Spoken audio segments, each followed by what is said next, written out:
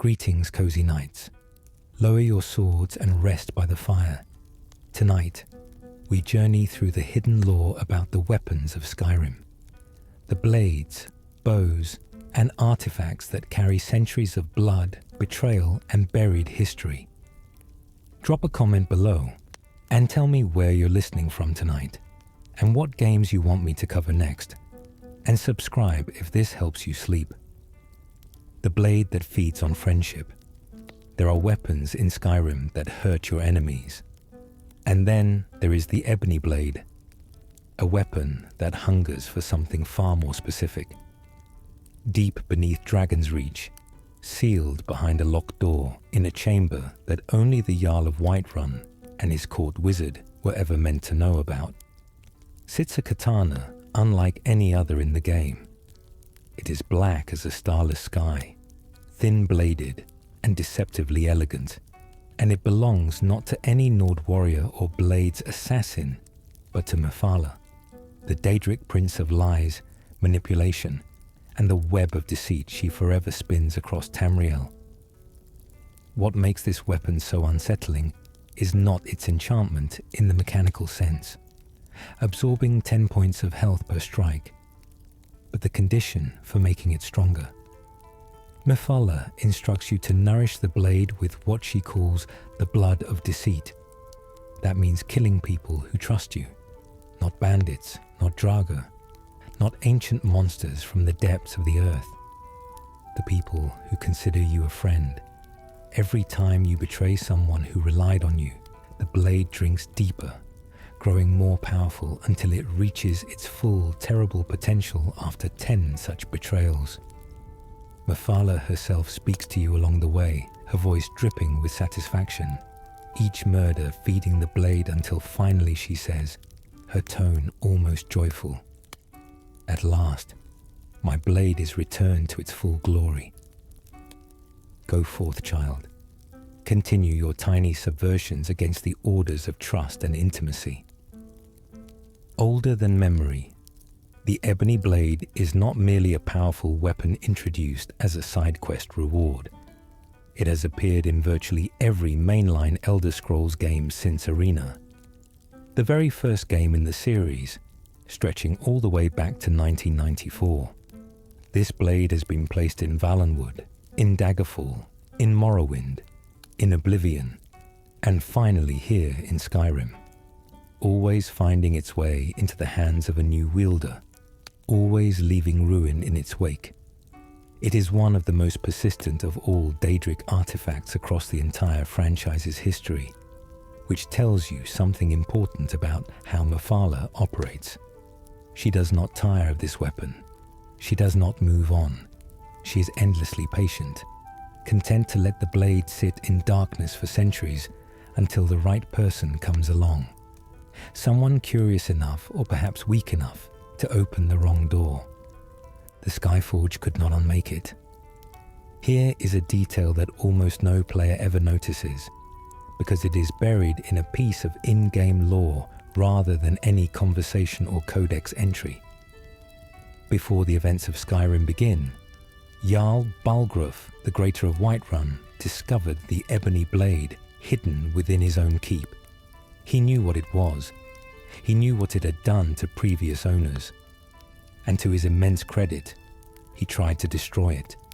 He brought the weapon to the Skyforge, the ancient, mysterious forge on the hill above Whiterun.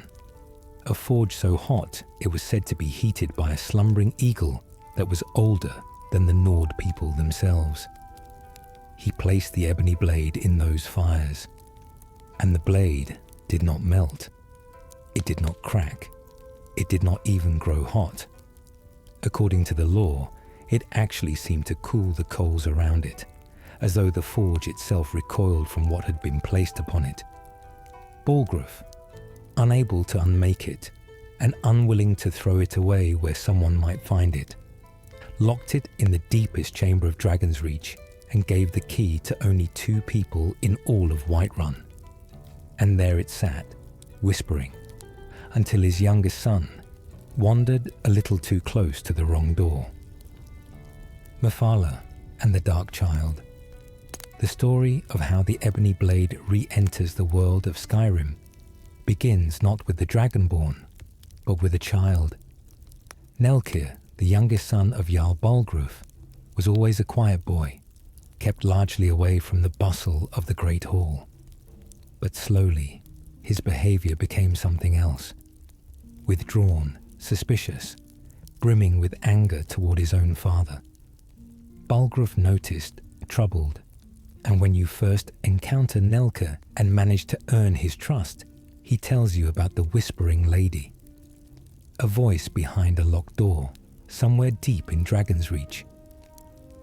The lady told him secrets about his father, about his own parentage, and Mephala, who had been waiting inside her artifact for perhaps generations, had finally found her way back into the world, not through a warrior or a thief, but through the unguarded mind of a lonely child.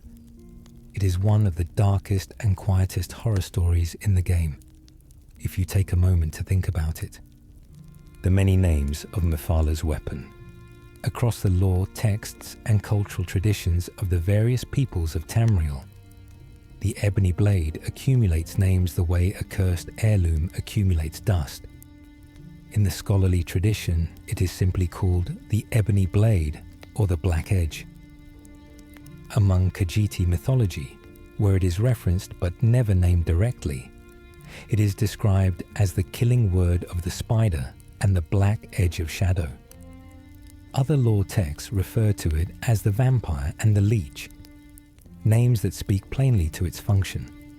It drains life, consumes trust, and feeds on the intimacy of its victims. The Khajiit specifically are interesting because their oral tradition seems to have preserved a very old warning about this weapon. They do not call it a sword. They call it a word, as though the blade itself is a kind of argument that ends all conversation. The scholar, who mistook a curse for a treasure, in the early Second Era, hundreds of years before the events of Skyrim, a man named Neri Eneth, discovered the Ebony Blade and brought it to his school at Agea Rel. He was an adventurer, a scholar, and he believed he had found a rare Akaviri artifact, a valuable piece of history from the dragon hunter culture of the Far East. He had no idea what he was holding. Mephala's whispers began slowly. A thought here, a suspicion there. Over time, Nerianith descended into madness, murdering his students, torturing his colleagues. His wife Alanwe eventually led a group of adventurers into the school to stop him. They defeated him and reclaimed the blade, but Mephala, true to her nature, attempted to sway Alanwe by promising to help her destroy the weapon if she would just listen. Alanwe refused. Instead, she sacrificed her own soul to place a charm on the blade, an enchantment that would prevent it from staying with any single wielder for long, sending it wandering across Tamriel without a permanent home. Her sacrifice denied Mephala the use of her artifact during what lore refers to as a great war between Oblivion's forces. No small thing to accomplish with a single selfless act. The dagger of the final wounds. If the Ebony Blade is Mephala's quiet knife in your back, then Mehrunes' razor is something far more direct and far more terrifying. It is the signature weapon of Mehrunes Dagon, the Daedric Prince of Destruction, Revolution, Energy, and Change. The weapon has many names across the lore.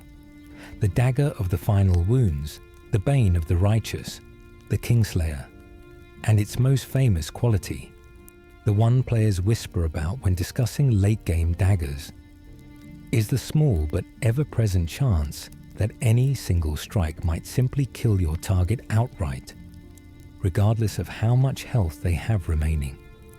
No warning, no fanfare. One moment alive, the next not.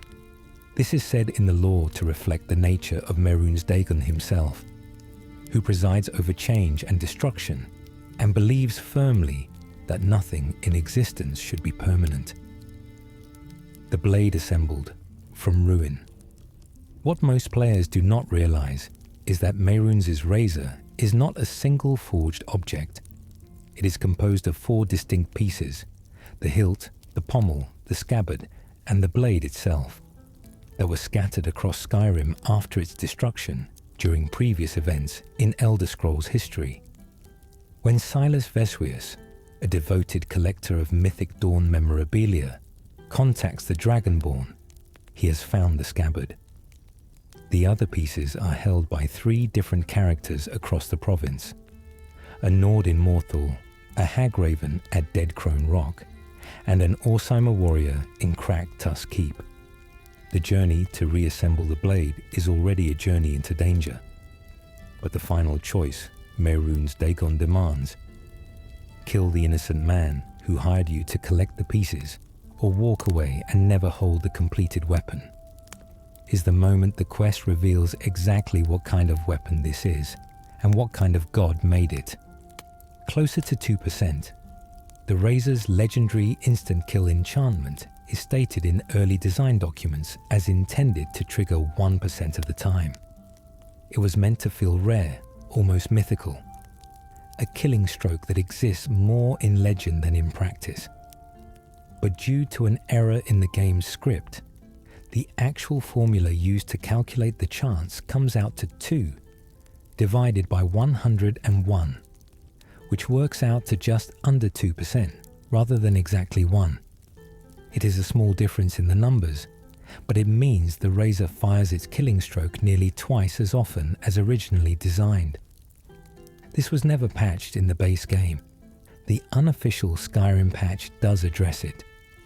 But on vanilla Skyrim, the blade quietly carries a secret it inherited from a programmer's miscalculation. Guards in Whiterun and other cities sometimes recognize the dagger if you walk past them with it equipped. They glance at the black and silver blade and ask quietly, "Who did you have to kill to get that blade?" The blade that never runs dry.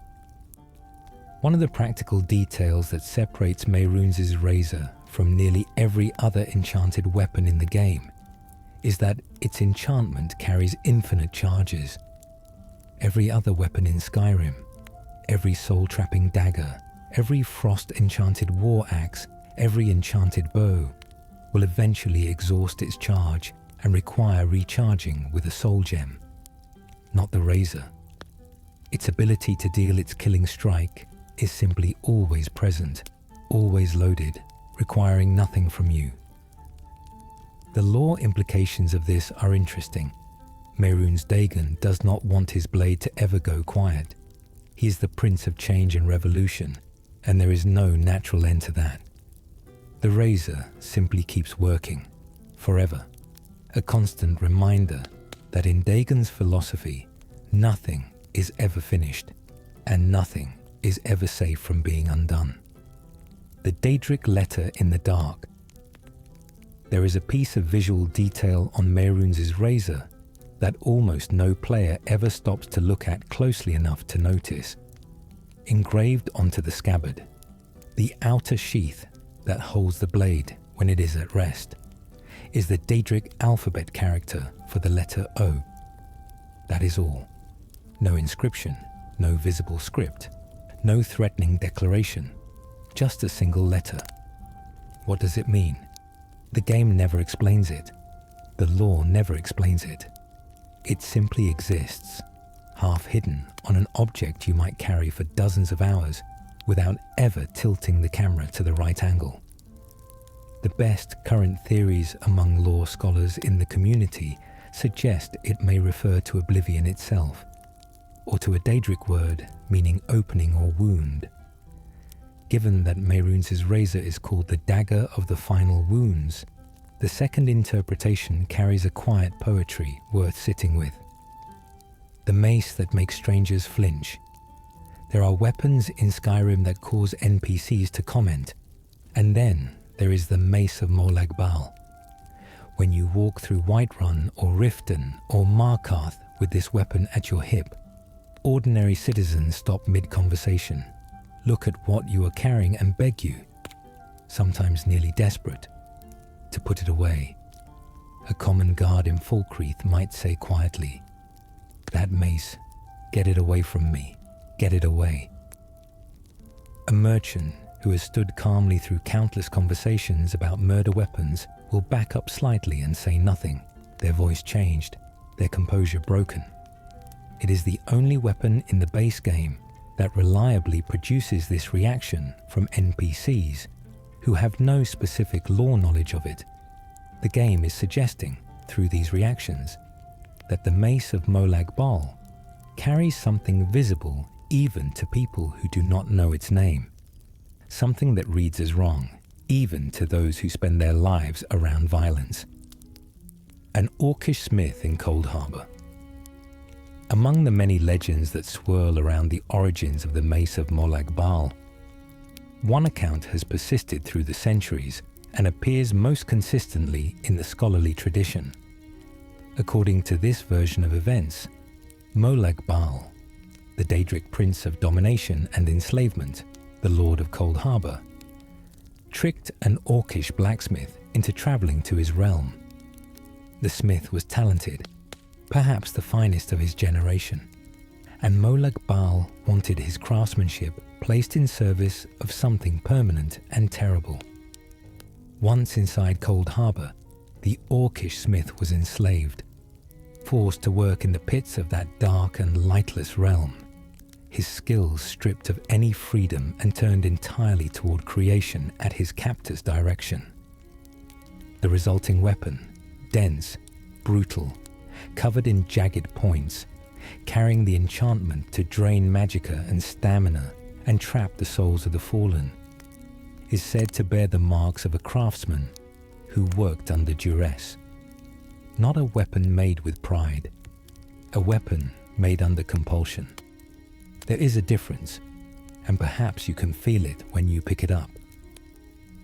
The hammer of a vanished people.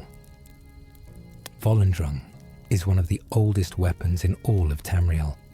According to what lore survives, it was created by the Dwemer clan of Rorken, a group of the Dwemer who, centuries before the rest of their people disappeared entirely from the face of the world, had already abandoned their kin and wandered away into what would become the province of Hammerfell.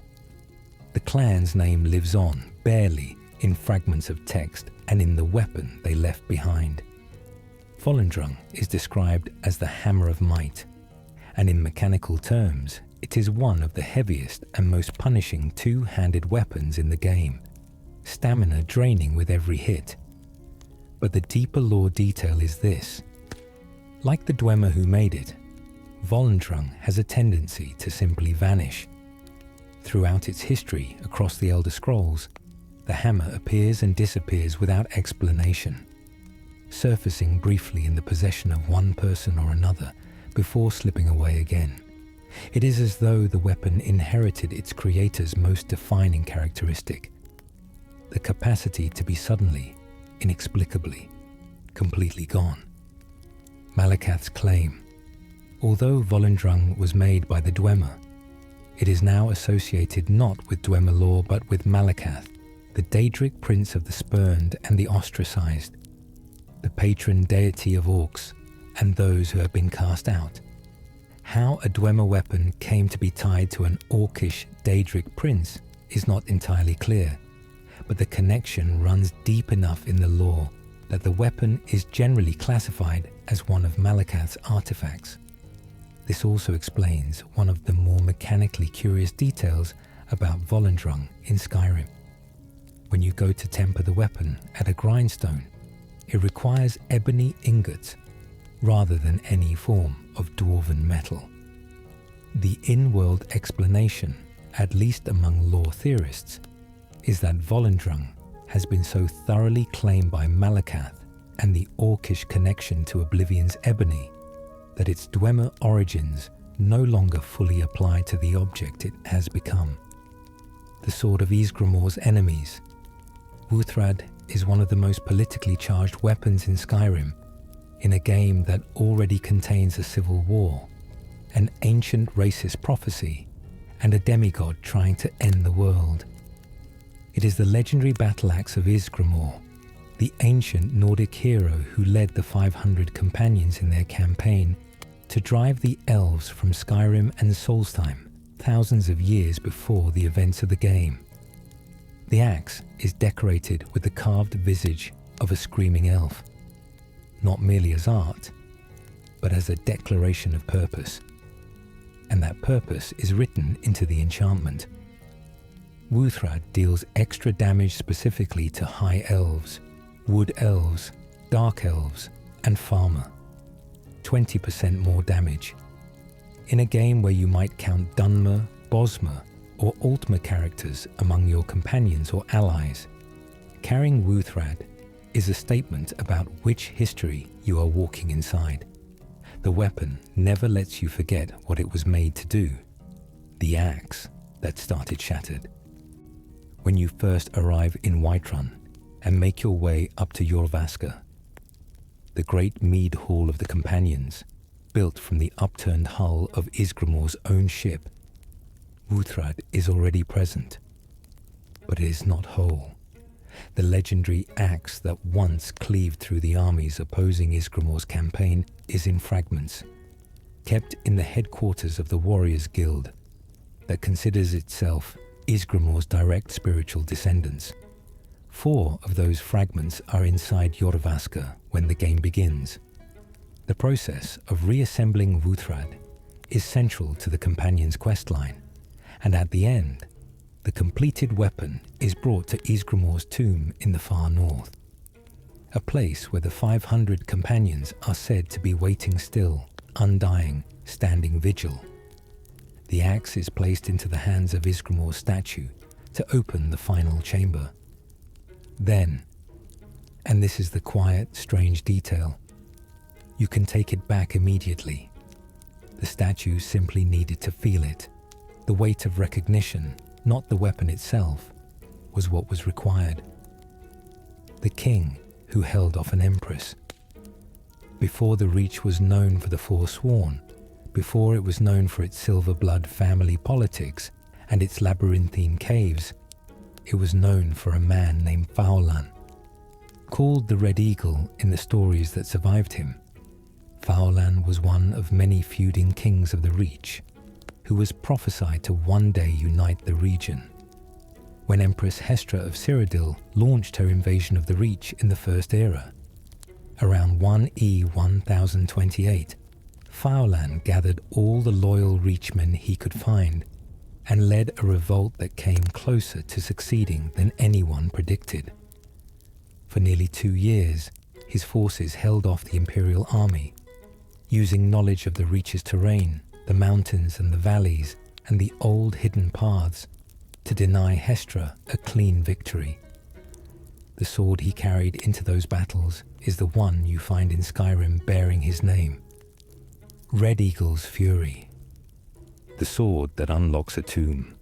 When Red Eagle finally fell, he did not leave his sword behind in any ordinary way. According to the legend encoded in the quest, the blade passed through many hands across the centuries, eventually finding its way to the modern Forsworn. The surviving cultural inheritors of Faulan's people, still fighting in their own way against the same forces that killed him. The sword sits in sundered towers, carried by a forsworn Briarheart, and when you take it, you discover something extraordinary. The sword itself is a key.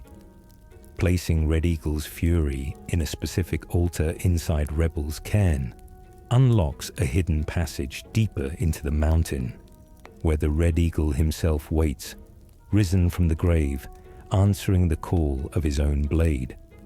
Killing him transforms the sword from Red Eagle's Fury into Red Eagle's Bane, the fire-enchanted, upgraded version, as though the act of defeating a king's ghost is itself a kind of forging.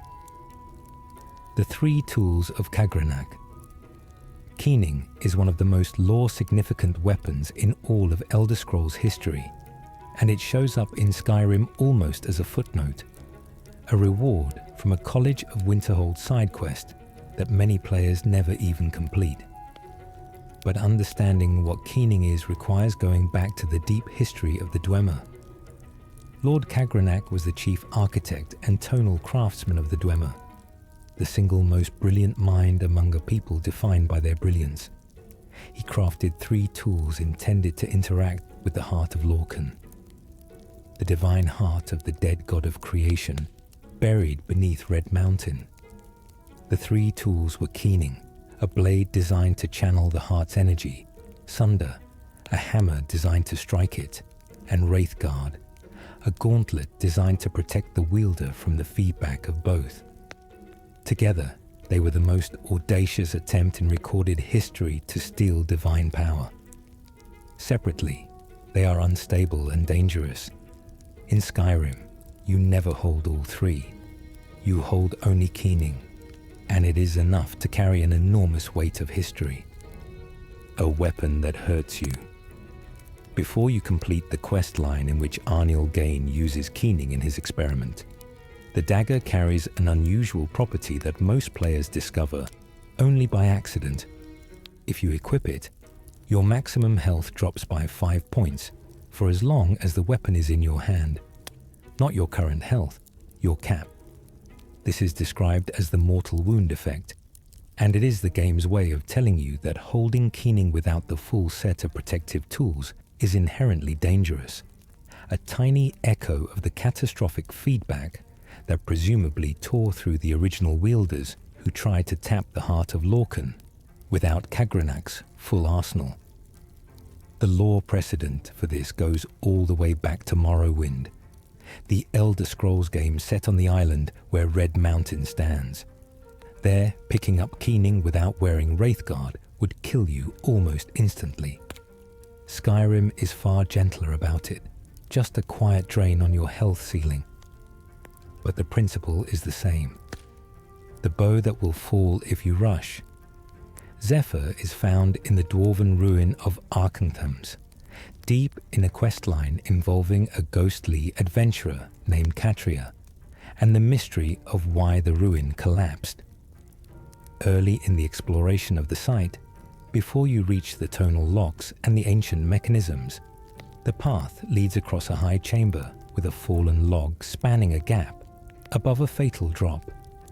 And there, balanced on that log at the far end, is Zephyr, a unique enchanted bow resting on the edge of a chasm. If you run forward and try to grab it carelessly, the bow will fall. It is the only weapon in the game with this specific pickup mechanic, and the game gives you no tooltip, no warning. You have to be paying attention to see it balancing there and slow down accordingly. Catria, the ghost accompanying you, will comment on it if you move too quickly. Her urgency a subtle hint that haste in this place costs you something. The bow itself, once safely retrieved, fires arrows 30% faster than any other bow in the game, and unlike most enchanted weapons, its effect never depletes. The sword of a murdered guildmaster. The Nightingale blade carries a story that the game tells entirely in fragments. In a piece of dialogue here, a journal entry there, a name attached to a quest objective. The blade was originally the weapon of Gallus Desidenius, the former guildmaster of the Thieves' Guild, and a nightingale, one of 3 mortals who had sworn a lifetime oath of service to the Daedric Prince Nocturnal.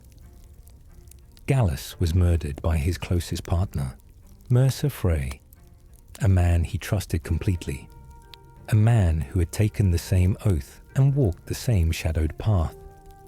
Carlia, the 3rd Nightingale, who was framed for the murder and spent 25 years in exile being hunted as a traitor, carried the blade all that time, not as a weapon of vengeance, though it served that purpose eventually, as a memorial. She held onto the last significant object that had belonged to the man she couldn't save, carrying it through decades of solitude until the day she placed it in the hands of the Dragonborn during the quest called Hard Answers, the enchantment that cannot be learned. The Nightingale blade carries what the game calls Nightingale's Talon, an enchantment that simultaneously absorbs health and stamina from anyone struck by the blade. It is one of the most efficient dual enchantments in the game, a design that reflects the Nightingale's philosophy of taking from the world around them in ways both visible and invisible. What is notable from a mechanical perspective is that this enchantment cannot be learned. Normally in Skyrim, you can disenchant almost any weapon, destroy it to extract the magical formula, then apply that formula to other gear. Nightingale's Talon cannot be disenchanted. The game simply refuses. You can replicate the effect approximately using the extra effect perk and individually applying absorb health and absorb stamina to another weapon, but the combined, seamless version, the actual Nightingale's Talon as it exists, is unique in the truest sense. There is only one, and it belongs to Gallus, and now to you. The weapon locked to the moment you found it.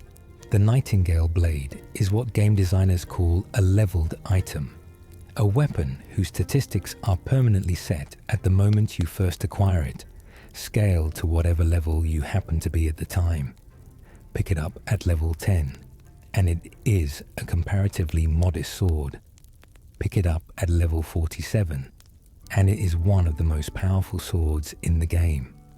The same is true of the Nightingale bow, which Carlia gives you as a reward for the quest Blindsighted. Fire, Frost and Soul Trap, all on one weapon, but permanently locked at whatever version corresponds to your level at acquisition. The implication for players who care about optimization is that both Nightingale weapons have a best version, and it only becomes available at level 46 or higher. Carried to that level without collecting them, they are exceptional. Grabbed at level 15 out of enthusiasm, they are merely good and never improve again. The thief's most prized possession. Chilren is described in the game's lore as the weapon that Mercer Frey, the corrupt guildmaster of the Thieves Guild, considered his most prized possession.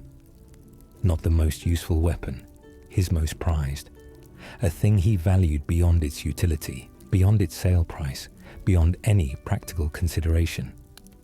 The blade is a sword of deep blue-white ice, visually unlike anything else in the game. Enchanted to deal significant frost damage and slow targets. Finding it requires breaking into Riftwild Manor, Mercer Frey's private home in Riften, a building not entered in the normal course of the Thieves Guild questline until you are directed there specifically. And when you do find it, placed almost carelessly in the lower areas of the manor, you understand something about Mercer Frey that the dialogue had only implied. He kept it close. He kept it personal. He was, beneath the corruption and the cold betrayal, still a man who could love an object, even if he could not love the people around him. The scimitar in the bowsprit. Windshear is one of the best hidden weapons in all of Skyrim, and the method of reaching it is itself strange enough to suggest it was placed there more as a quiet reward for players who explore every inch of an already completed quest.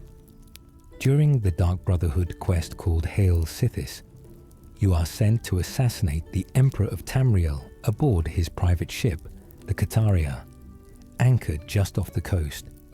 Once on board, walk to the very front of the vessel, find the long wooden beam projecting from the bow, and walk out along it.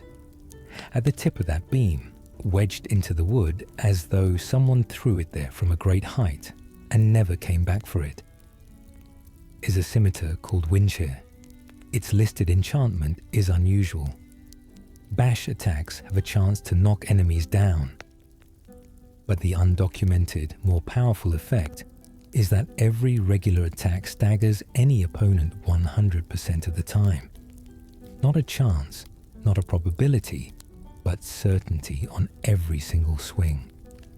This makes it one of the most reliably disruptive melee weapons in the game, capable of keeping even powerful enemies, dragon priests, forsworn briarhearts, and heavily armored foes, perpetually off balance throughout a fight.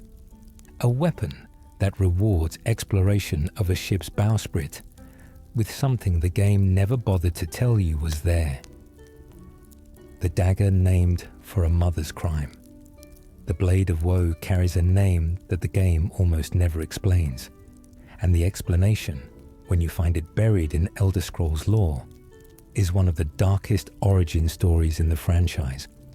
The Night Mother, the sacred figure of the Dark Brotherhood, the black-robed entity whose voice is the ultimate authority in the Assassin's Order, the Keeper of the Void, is said in the oldest Brotherhood texts to have once been a mortal woman who made a terrible offering to Sithis, the divine emptiness that the Brotherhood worships.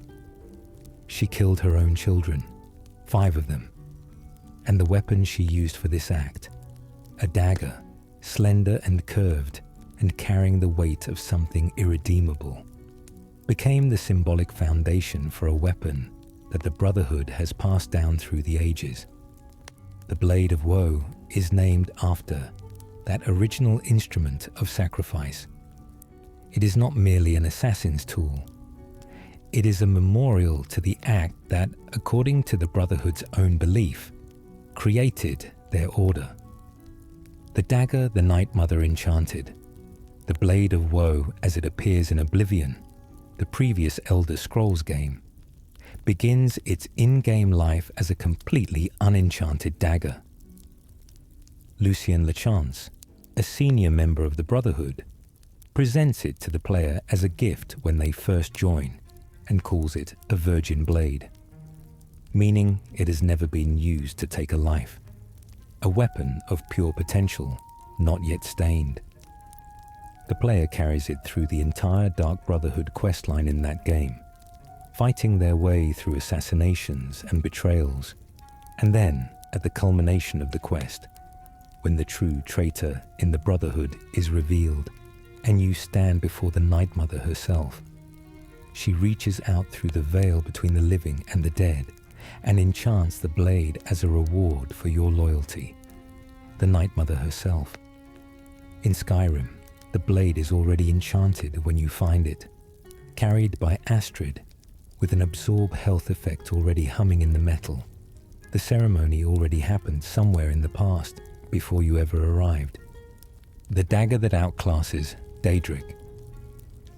Here is a detail about the Blade of Woe that surprises players who focus on the numbers.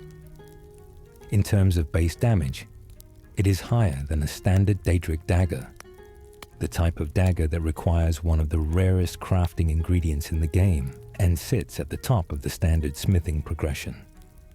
The Blade of Woe also weighs less than a Dragonbone dagger, the heaviest and most powerful craftable dagger in the game. Combined with the Absorb Health enchantment that effectively makes it self-sustaining in combat, it is arguable that the Blade of Woe is the finest practical dagger in the entire vanilla game. And you can get it as early as level 1, within the first few hours of a new playthrough, simply by walking into the abandoned shack and making a choice that most players do not consider. The pickpocket option. The standard route to obtaining the Blade of Woe is to complete the Dark Brotherhood questline until the quest called Death Incarnate, at which point Astrid, having burned down her own sanctuary in an act of desperate self-destruction and despair, gives it to you in what is effectively a dying apology. But the game has never restricted the blade to that moment. If you have leveled your pickpocket skill high enough to unlock the misdirection perk, which allows you to steal equipped weapons directly from NPCs without detection, you can take the Blade of Woe from Astrid during your very first meeting, inside the abandoned shack, while she stands over you confident and unhurried. This can result in a curious situation later. If you go on to join the Brotherhood and complete the questline, Astrid will offer you the Blade of Woe as a reward at the end, apparently not noticing that you took it from her belt weeks ago. The result, across multiple playthroughs, has been players walking away from that moment with 2 copies of a supposedly unique weapon. The Akaviri Dragon Hunter's Legacy. Dragonbane is one of those weapons that tells you an entire story simply by existing in the location where it is found.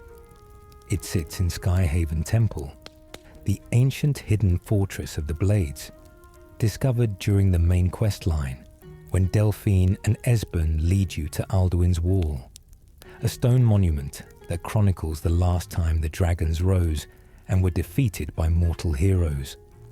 The Blades, when they were still the Akaviri Dragon Guard, rather than the Emperor's personal bodyguard, were specifically a dragon hunting order. They came from the eastern continent of Akavir, and they brought with them the katana tradition, the curved single-edged blade that you can see in the game's Blade's armor and in Dragonbane itself.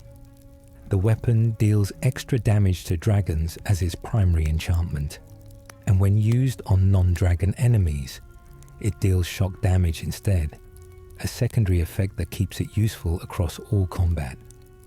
It is a weapon designed by people who never stopped thinking about the one specific thing they had crossed an ocean to fight.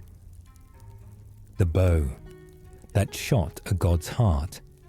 Auriel's bow is presented in the Dawnguard DLC as the most sacred weapon of the Snow Elf religion, an object of such antiquity and reverence that the chantry of Auriel in the Forgotten Vale was built specifically to protect it. But the lore attached to this weapon stretches back to the Dawn era itself, to the earliest moments of recorded divine history, before the sun was the sun and before Nirn took its current shape. According to Snow Elf tradition and the broader creation mythology of the Mer peoples, the bow was created for Auriel, their name for the chief deity of the Elven pantheon, cognate with the imperial Akatosh, to wield in the wars of the Dawn era. When the god Trinimac defeated Lorcan and tore out his divine heart, it was Auriel who took that heart, attached it to an arrow, and shot it with this very bow, sending it arcing out over the sea to where it eventually became the island of Vardenfell and gave rise to Red Mountain. The bow you hold in your inventory is the bow that ended the creation war. It shaped the physical geography of an entire continent. The bow that counts wrong. Auriel's bow carries one of the more puzzling classification quirks in the game. The standard Oblivion Walker achievement, awarded for collecting 15 of the 16 obtainable Daedric artifacts in a single playthrough, technically requires 15 Daedric artifacts, but Auriel's bow is not a Daedric artifact. It is an Aedric artifact, tied to Auriel, who is an Aedra, not a Daedric prince. Despite this, the base game counts Auriel's bow as one of the 15 required items for Oblivion Walker, and the unofficial Skyrim patch, which attempts to fix technical errors in the game, actually corrects this and removes it from the count, pointing out correctly that it should never have been in that category. The bow was misfiled, in essence, by the game's own systems, and for years players walked away from the Oblivion Walker achievement believing they had collected 15 pieces of Daedric power, when one of those pieces was never Daedric to begin with. The arrows that blot out the sun. Auriel's bow is powerful on its own, but it is the 2 types of special arrows that can be used with it that make it extraordinary in terms of both lore and mechanics. The sun-hallowed elven arrows, blessed by Knight Paladin Gelebor, who has been standing watch in the Forgotten Vale for what appears to be centuries, allow you to fire the bow directly at the sun, sending a burst of burning light raining down across all nearby enemies, like a miniature version of divine wrath. The blood-cursed elven arrows created from regular arrows combined with the blood of Serana, herself a daughter of Coldharbour, a vampire created directly by Molag Bal, do something even stranger when fired at the sun. They blot it out. The sky dims. The sun vanishes behind a red haze until the following morning, giving vampires safe movement in what would otherwise be daylight. These arrows were central to the prophecy called the Tyranny of the Sun, which Lord Harkon spent centuries preparing to fulfill. The blade that breathes. Red Lightning, the Bloodskull blade, found in Bloodskull Barrow on Solstheim in the Dragonborn DLC, is one of the most visually distinctive weapons in the game, and one of the most mechanically unusual. It is a greatsword, large and black, and when you perform a power attack with it, the blade releases an arc of red energy that extends forward along the direction of your swing. This energy arc deals damage, and it deals that damage to enemies standing at a distance. A greatsword that can hit someone not in melee range. This is unique in the game's entire weapon catalogue. But the arc of red energy has a second function that goes beyond combat. It is also a puzzle key. Bloodskull Barrow contains a door sealed by a pattern of vertical and horizontal lines, and only the Bloodskull Blade's energy arc, swung in the correct directions, can activate the panels and open the passage deeper into the ruin. The weapon is simultaneously the puzzle's lock and its own solution.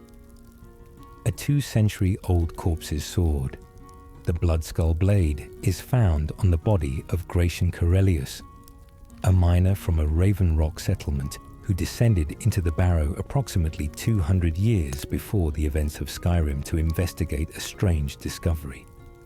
His journal, scattered nearby, tells the story. He found the blade, recognized it was somehow important, tried to use it in the way the panels around the door seemed to demand, and was eventually overwhelmed before he could complete the puzzle. His body has been lying there ever since, preserved by the cold and the strange energies of the Barrow, the blade still in his grip, waiting for someone with enough understanding of the door's mechanism to finally finish what he started. You take the blade from his hands and solve the puzzle he died trying to crack, which is either a touching moment of completion on his behalf or one of the most straightforward looting scenarios in the game, depending on your mood. The staff left behind by a god. The Staff of Magnus is one of the oldest magical objects in all of Tamriel, and its origin is genuinely divine in a way that most magical artifacts can only claim symbolically. Magnus was the god of magic, the architect who helped Lorcan design the world of Mundus, who later decided to escape back into the plane of Aetherius rather than be diminished by the world's creation. He tore a hole in the sky to leave, and that hole became the sun.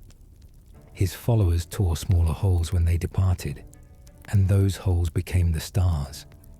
The Staff of Magnus, described in lore texts as a metaphysical battery that Magnus himself used as a kind of magical capacitor, was left behind when the god departed. Whether this was intentional, a gift, a test, a forgotten object, is debated in the lore, but it has remained in the mortal world ever since, capable of absorbing the health and magicka of any target it is pointed at, eventually draining them completely. The staff that chooses when to leave. There is a peculiar note in the lore about the Staff of Magnus that has no equivalent for any other weapon in the game. The texts say that the staff will, in time, abandon any wielder who grows too powerful, that it is sworn to protect a mystical balance and will take itself away from any individual who threatens to upset that balance by becoming too strong. No other Daedric or Aedric artifact in the Elder Scrolls lore claims to have this kind of autonomous self-awareness about when to leave. The Staff of Magnus is described not as a weapon that follows whoever holds it, but as a weapon with its own sense of purpose, its own understanding of appropriate distribution of power. In practical game terms, this never actually happens. The staff stays in your inventory, but the idea that you are holding something that might decide to go somewhere else if you become too much has a gentle, uncanny quality worth pausing on. The Night King of Labyrinthian. The Staff of Magnus is found inside Labyrinthian, an enormous, ancient Nordic ruin complex that stands at the center of one of Skyrim's most sprawling and atmospheric questlines. The staff is held by the dragon priest Moroke, Mo-Ro-Sharkai, who has been imprisoned deep inside the ruin for an unspecified amount of time, held in an elaborate magical cage constructed by Archmage Savos Aren of the College of Winterhold. Savos reached Labyrinthian long ago as a young student, arrived with 5 companions, and made the terrible decision to sacrifice all 5 of them, leaving their souls bound to Moroki as living magical anchors, condemned to hold the dragon priest in place forever so that the Archmage could escape with his life. When you arrive to claim the staff, you are effectively entering a private tragedy decades in the making.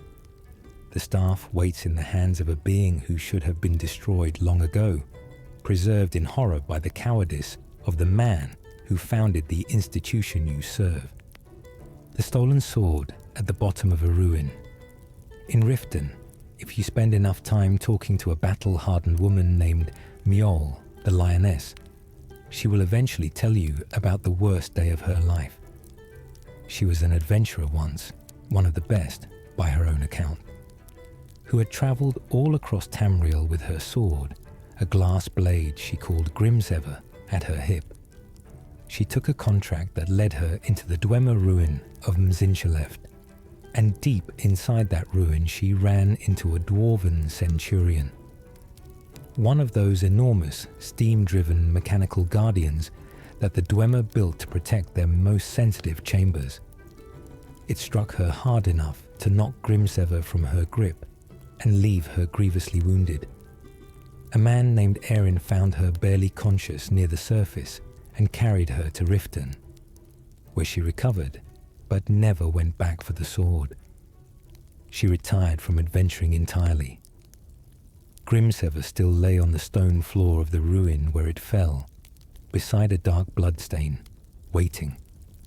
When you retrieve it, fighting your way past the same centurion that nearly killed Mjol, the sword is right there in exactly the spot it landed, preserved in the cool darkness of the Dwemer ruins, a weapon with a story that was already finished before you ever showed up. The sword, without a lore entry. Queen Freydis' sword is one of Skyrim's quieter mysteries. It is a unique steel sword tied to a miscellaneous quest given by Ungul War Anvil, a blacksmith in Windhelm, who wants to present the legendary blade to Ulfric Stormcloak as a gift. The sword's location is randomized across several caves in Eastmarch. Never fixed, never repeatable, somewhere different in every playthrough. What makes it unusual in the broader context of the game's weapons is that there is almost no lore explaining who Queen Freydis was, what she did with this sword, or why a blacksmith in Windhelm believes it is legendary enough to offer to a warlord. The name implies a queen of the Nords, but when and where she reigned, what battles she fought, what became of her. None of that exists in any text you can find anywhere in the game. The sword exists. The name exists. The history behind both has been swallowed up by Skyrim's past without a trace. The 3 stolen fragments. Archmage Galder was one of the most powerful wizards in the court of King Harold during the first era of Skyrim. A man so deeply trusted by the High King that when he was murdered, Harold ordered all records of both Galder and the crime erased from history entirely. The reason for the erasure was the nature of the murder itself. Gulda's 3 sons, Mikrul, Sigdis, and Jirik, had become jealous of their father's power. They killed him. They stole his amulet and shattered it into 3 pieces, 1 for each of them. Then they went on a rampage that led to the deaths of many before King Harold's battle mage Lord Gaimund finally hunted them down and imprisoned each brother separately in a different Nordic tomb. The 3 weapons you face them with, the Gulda Black Blade, the Gulda Black Bow, and the Staff of Jirik Guldason, are not weapons the brothers made for themselves. They are what 3 men of immense inherited power looked like when separated from their father's legacy and locked underground for an age. The brother who splits into shadows. Of the 3 Goldarisson brothers, Sigdis is the one who leaves the strongest impression on players who encounter him, for a specific reason. He cheats. When you fight him in Geirmund's hall, the tomb sunk into a lake in the rift. He rises from the water and immediately teleports to one of several raised platforms scattered across the room. Then he creates 2 illusions of himself, identical copies that can cast the same shouts and attack with the same Gulda Black Bow. To find the real Sigdis, you have to look closely. The real one wears a helmet with curling horns, while his illusions wear flat helmets. But at a distance, in the middle of a fight, with unrelenting force being hurled at you from multiple directions, making that distinction is precisely as difficult as it sounds. Sigdis spent an age sealed in a tomb with nothing but his own treachery for company. And when he finally rose to meet you, he arrived with every deceptive tool he had ever learned still perfectly intact. The staff found on a throne. The staff of Jirik Guldason sits on a table in front of Jirik's throne in Sarthal, the ancient Nordic city buried beneath the snow near Winterhold. Old enough to predate almost every other recognizable human settlement in Skyrim. The staff deals health damage and magicka damage simultaneously with a single strike, making it one of the most useful mid-game staffs for players pursuing a magic build. But what almost no one notices is that the staff of Jirik Guldason can be missed entirely. During the College of Winterhold quest that takes you into Sarthal, the mage Tolfdir will attempt to attack Jirik as soon as the fight begins, and will fling the staff off the table with his magic, sending it spinning across the floor. If you do not pick it up before the chaos of the fight repositions, it's somewhere inconvenient. It is easy to leave Sarthal without ever realizing it was there at all. The history erased from books. One of the things that makes the Gulda questline particularly affecting when you sit with it afterward is the deliberateness of the erasure. King Harold did not simply lock Gulda's sons away and move on. He ordered his scribes to remove all references to Gulda from the historical record, to strike his name from every book, every court record, every monument.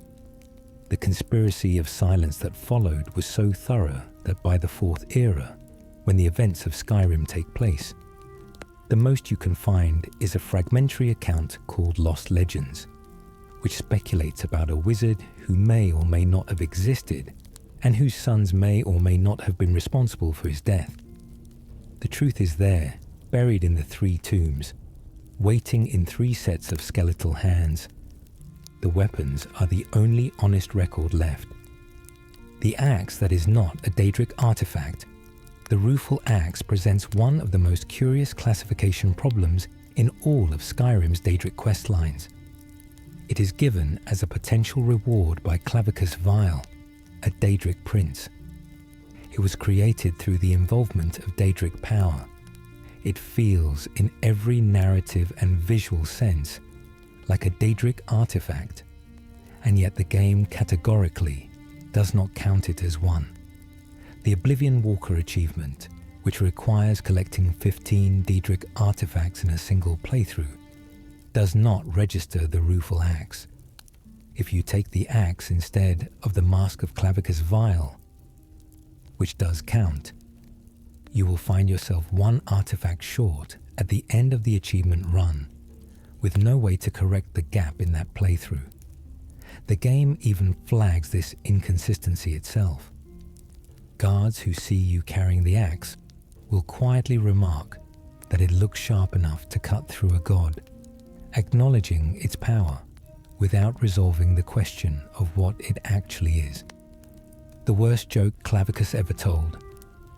The story behind the rueful axe is a characteristically cruel piece of Daedric humour. A Breton conjurer named Sebastian Lort had a daughter who had become a worshipper of Hircine, the Daedric prince of the hunt, and through that worship, or through Hircine's direct attention, the law is not precise, she was afflicted with lycanthropy. Sebastian was desperate. He prayed to Clavicus Vile for a cure, and Clavicus Vile, who presides over wishes and deals and the twisted fulfillment of both, graciously obliged. He gave Sebastian the rueful axe. The axe could certainly cure his daughter of lycanthropy, the implication being that he could kill her with it. That was the cure Clavicus offered. Barbas, Clavicus's own companion, describes this when you ask about the axe's origin. His tone quiet and tired, as though he has spent a very long time in the company of someone who finds this sort of thing genuinely funny.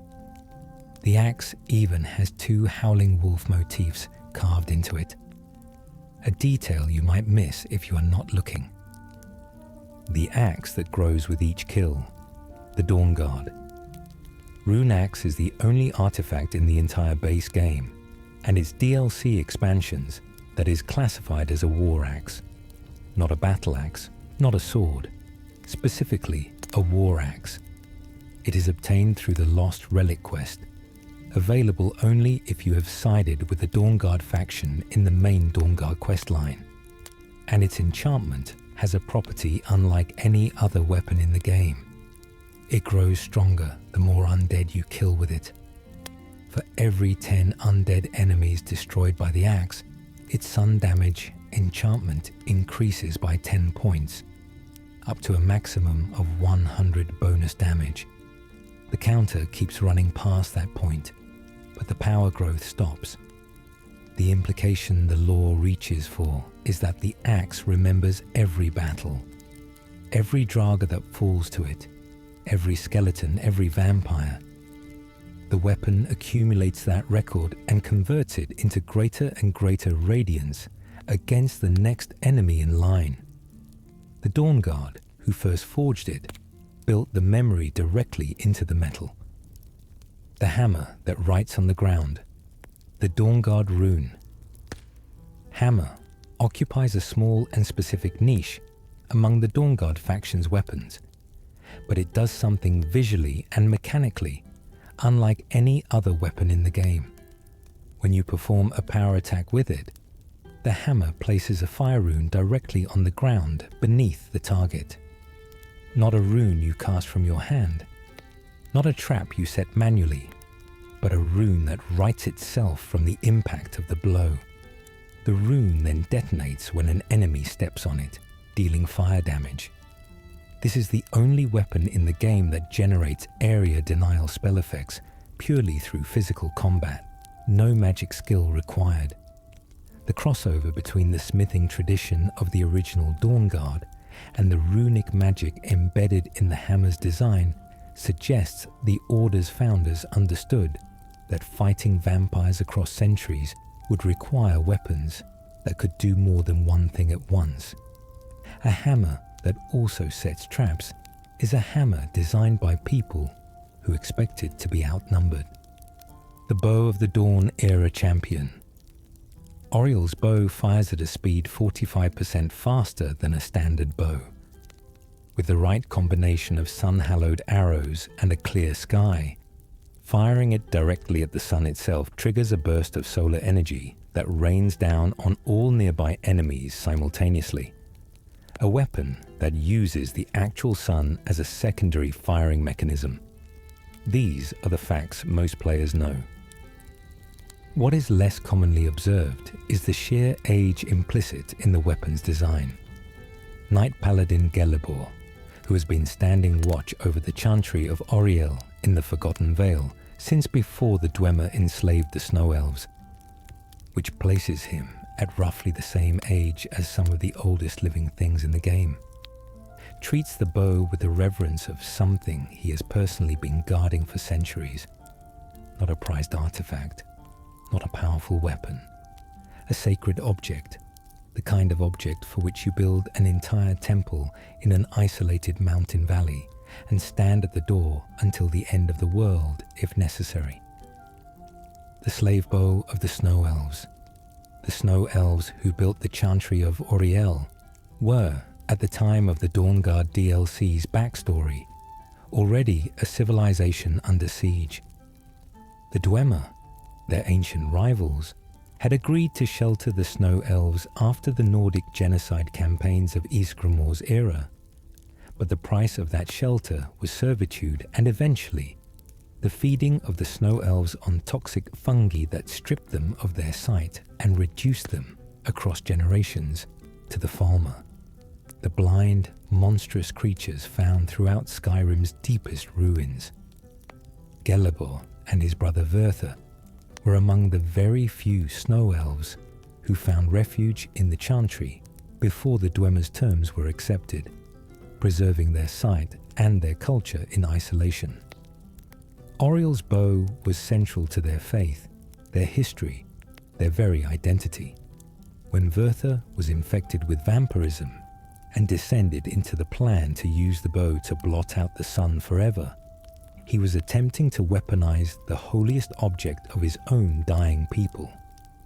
The writhing sword of a false god, Mirak's sword, found in the Dragonborn DLC, is one of the most visually striking weapons in all of Skyrim, and one of the strangest in terms of what it communicates about its owner. It is a one-handed sword that appears to be made partially of living tentacles, dark, organic appendages that coil around the blade and move with a slow, unsettling life of their own. This reflects Mirak's Mir-Ark connection to Hermaeus Mora, the Daedric Prince of Forbidden Knowledge, who resides in the realm of Apocrypha, and whose aesthetic throughout that DLC is defined by tendrils, ink, and the creeping sense of things that were never meant to be known. Mirak is the first Dragonborn in recorded history, a dragon priest who turned against his masters, bargained with a Daedric prince for power and escape, and spent thousands of years hidden in Apocrypha while the world forgot he existed. His sword carries the visual signature of the deal he made. Ancient power, wrapped in something alive and deeply unsettling. The staff that controls Spriggans.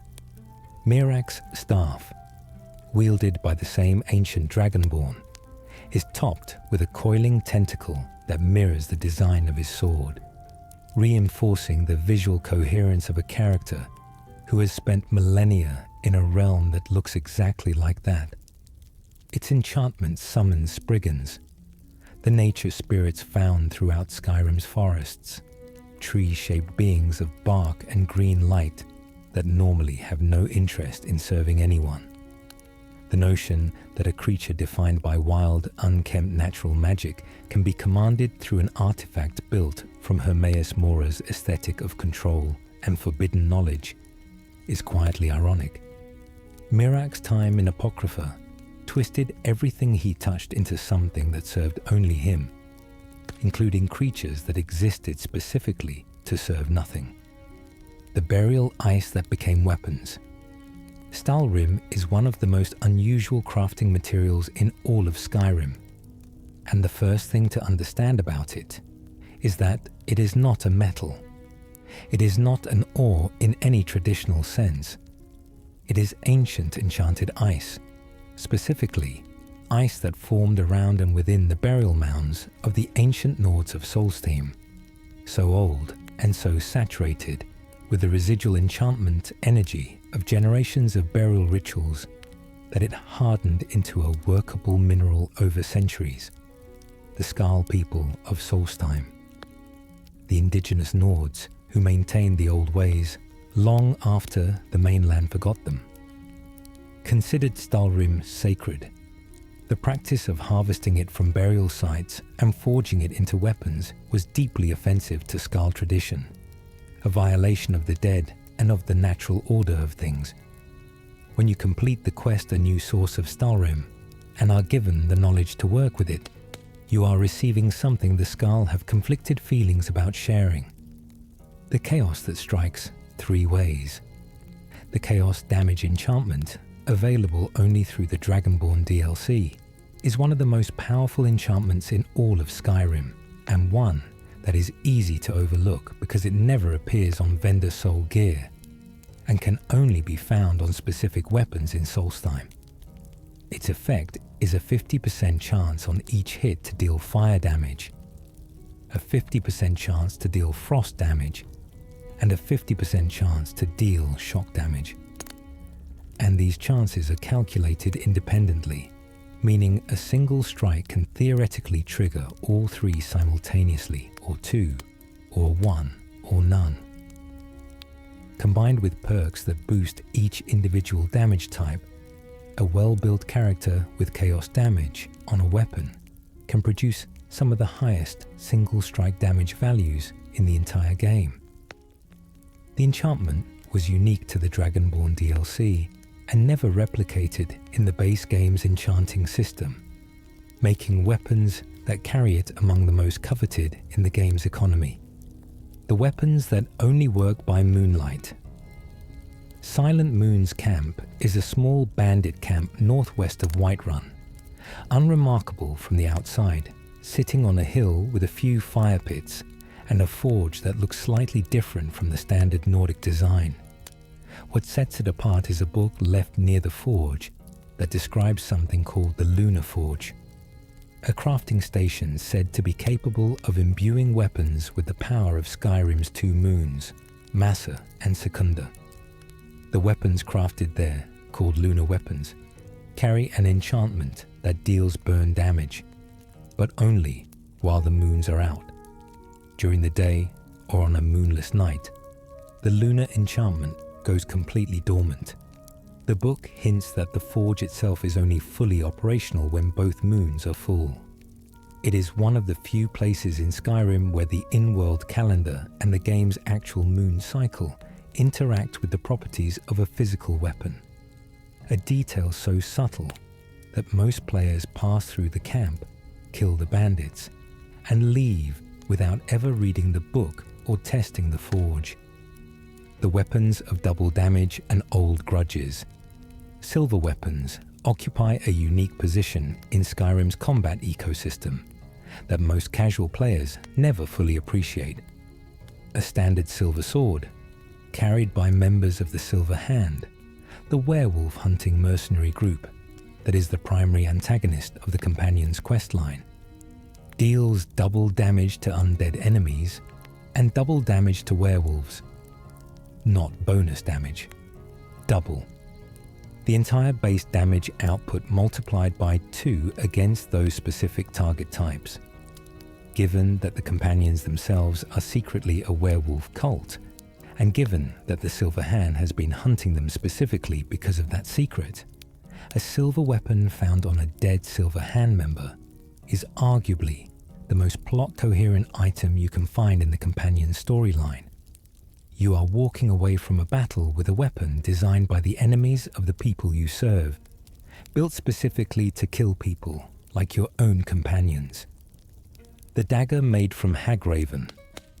Nettlebane is one of those weapons whose origin is printed directly into its design, and the description is genuinely unpleasant once you understand what you are holding. It is an ebony dagger, but it was not forged by any blacksmith using standard metallurgical techniques. It was made by Hagravens, the monstrous bird women who represent the far end of the journey that hedge witches take when they trade their humanity for magical power, specifically to harm spriggans and cut through the living bark of trees. In practical terms, Nettlebane is needed during the Blessings of Nature quest to harvest a sapling from the Elder Gleam, the oldest and most sacred tree in all of Skyrim, whose roots lie beneath a hot spring in Eastmarch. The tree cannot be touched by any normal blade. Only Nettlebane, created from the dark workings of beings who have entirely abandoned any connection to nature, can cut into something that nature itself has made inviolable. The weapon of dreams, made literal, the skull of corruption, is Vermina's Ver-Me-Na artifact, a staff that draws its power not from enchantment stones, not from soul gems, but from dreams. In mechanical terms, it deals dream-powered damage using a unique effect called Dreamsteal.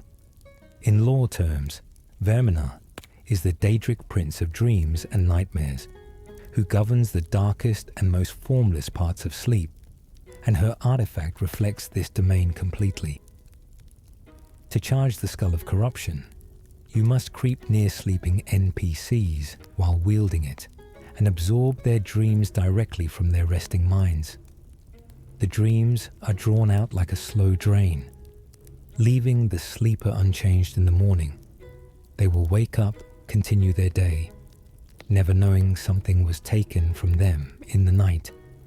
It is one of the most quietly invasive weapons in the game, a tool that operates entirely without violence and leaves no visible wound, which is arguably more disturbing than something that simply does damage.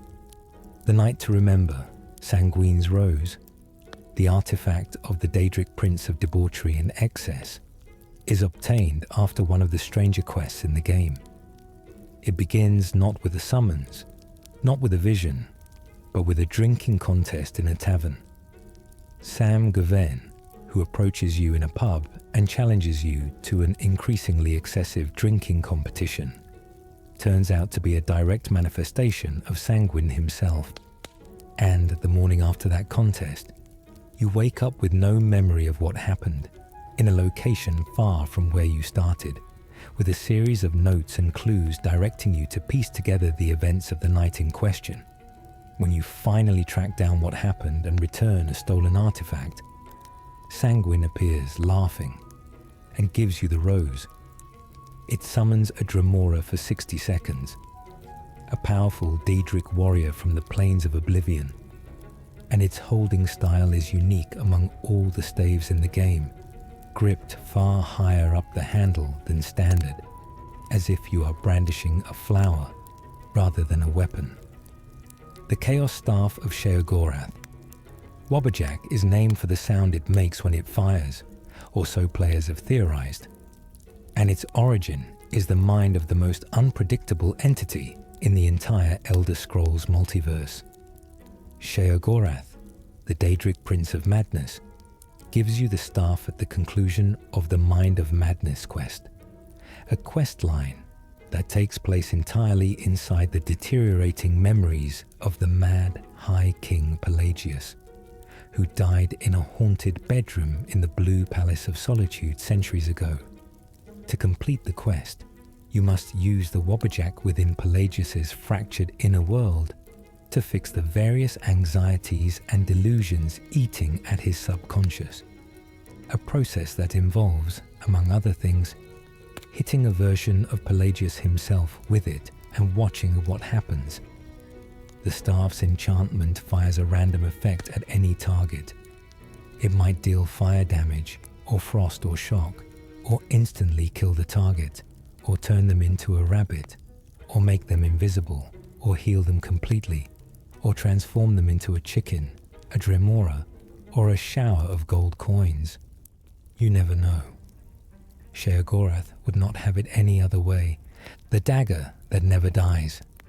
Valder's Lucky. Dagger is found in Moss Mother Cavern, near the body of a hunter named Valder, who was the only survivor of a bear attack that killed his 3 companions. If you heal him, he tells you the story and gives you his dagger as a token of gratitude. The enchantment on the dagger, called simply Luck, provides a small increase to your chance of landing a critical hit. It is a minor effect by the standards of late-game enchanting, but the notion of a weapon whose defining quality is that it has kept someone alive through circumstances that should have killed them is one of those small narrative touches Skyrim does, quietly and well. Valda carried this dagger through a cave full of bears while his friends died around him. He survived. He credits the dagger. Whether you believe in luck or not, the dagger has a story, and the story is embedded in its name the same way most swords wear their histories in their enchantments. The axe with one more point of damage. The poacher's axe is one of Skyrim's most quietly sad weapons. It is found near a dead poacher lying beside a dead elk. Two corpses in the wilderness, the story of what happened between them, told entirely by their proximity and the arrow still visible in the elk's flank. The axe has no quest attached, no significant lore behind it, and its enchantment deals only one additional point of damage to animals. 1 point. The game never explains who the poacher was, whether he was hunting the elk for food or for profit, what killed him after he killed the animal, or where he was going. The axe just lies there in the grass, waiting to be picked up by someone passing through, carrying the faint weight of a story that ended before anyone arrived to witness it. The bow on the altar. The bow of the hunt sits mounted on an altar deep in Clear Spring Cave, northeast of Riften, a shrine of sorts, though to whom is unclear. The cave is home to a spriggan that guards the area with obvious purpose, which has led many players to interpret the bow as an offering of some kind, perhaps to Kinnereth, or to some older nature spirit, whose name Skyrim does not record. The enchantment on the bow deals extra damage to animals, which gives it a quiet thematic contradiction. A weapon dedicated to or offered at what appears to be a nature shrine, enchanted specifically to be better at killing animals. The spriggan guarding it never attacks the bow, only defends the cave, which suggests it is not protecting the bow so much as protecting the space around it. What the bow is doing there, who left it, and why they mounted it on an altar in a cave patrolled by a nature spirit are questions the game never answers.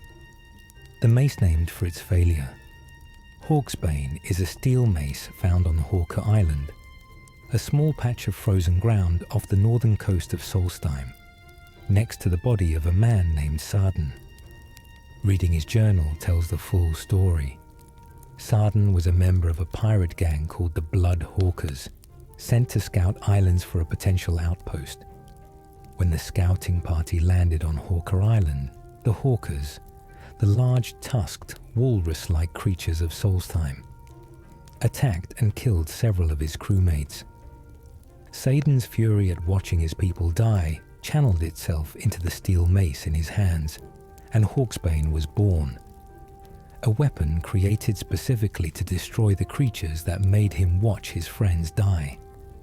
The grim punchline is that Sarden himself was then killed by the very Hawkers his rage-forged weapon was meant to handle. He died on the island, Hawksbane still in reach, which raises a question the game never answers. Did he simply not get the chance to use it, or did it not work? As it turns out, the enchantment that was meant to deal 20 extra points of damage to Hawkers is completely bugged in the base game and does nothing. The mace Sarden died holding is, by every measure, identical to a plain steel mace. The mace built to silence wizards. The Mace of Molag Bal has a historical reputation in the Elder Scrolls lore as a particular weapon of choice for killing mages. The enchantment, draining 25 points of magicka per strike, is the obvious mechanical reason, but the lore texts go further, describing it as especially useful against people who rely on magical ability to survive. Strip a mage of their magicka reserve quickly enough and you strip them of their only defense.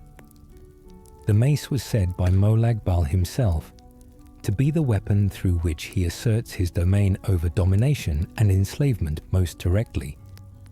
Because the act of rendering a powerful enemy helpless and watching them realize their power is gone is, for the Prince of Cold Harbor, a kind of artistic experience.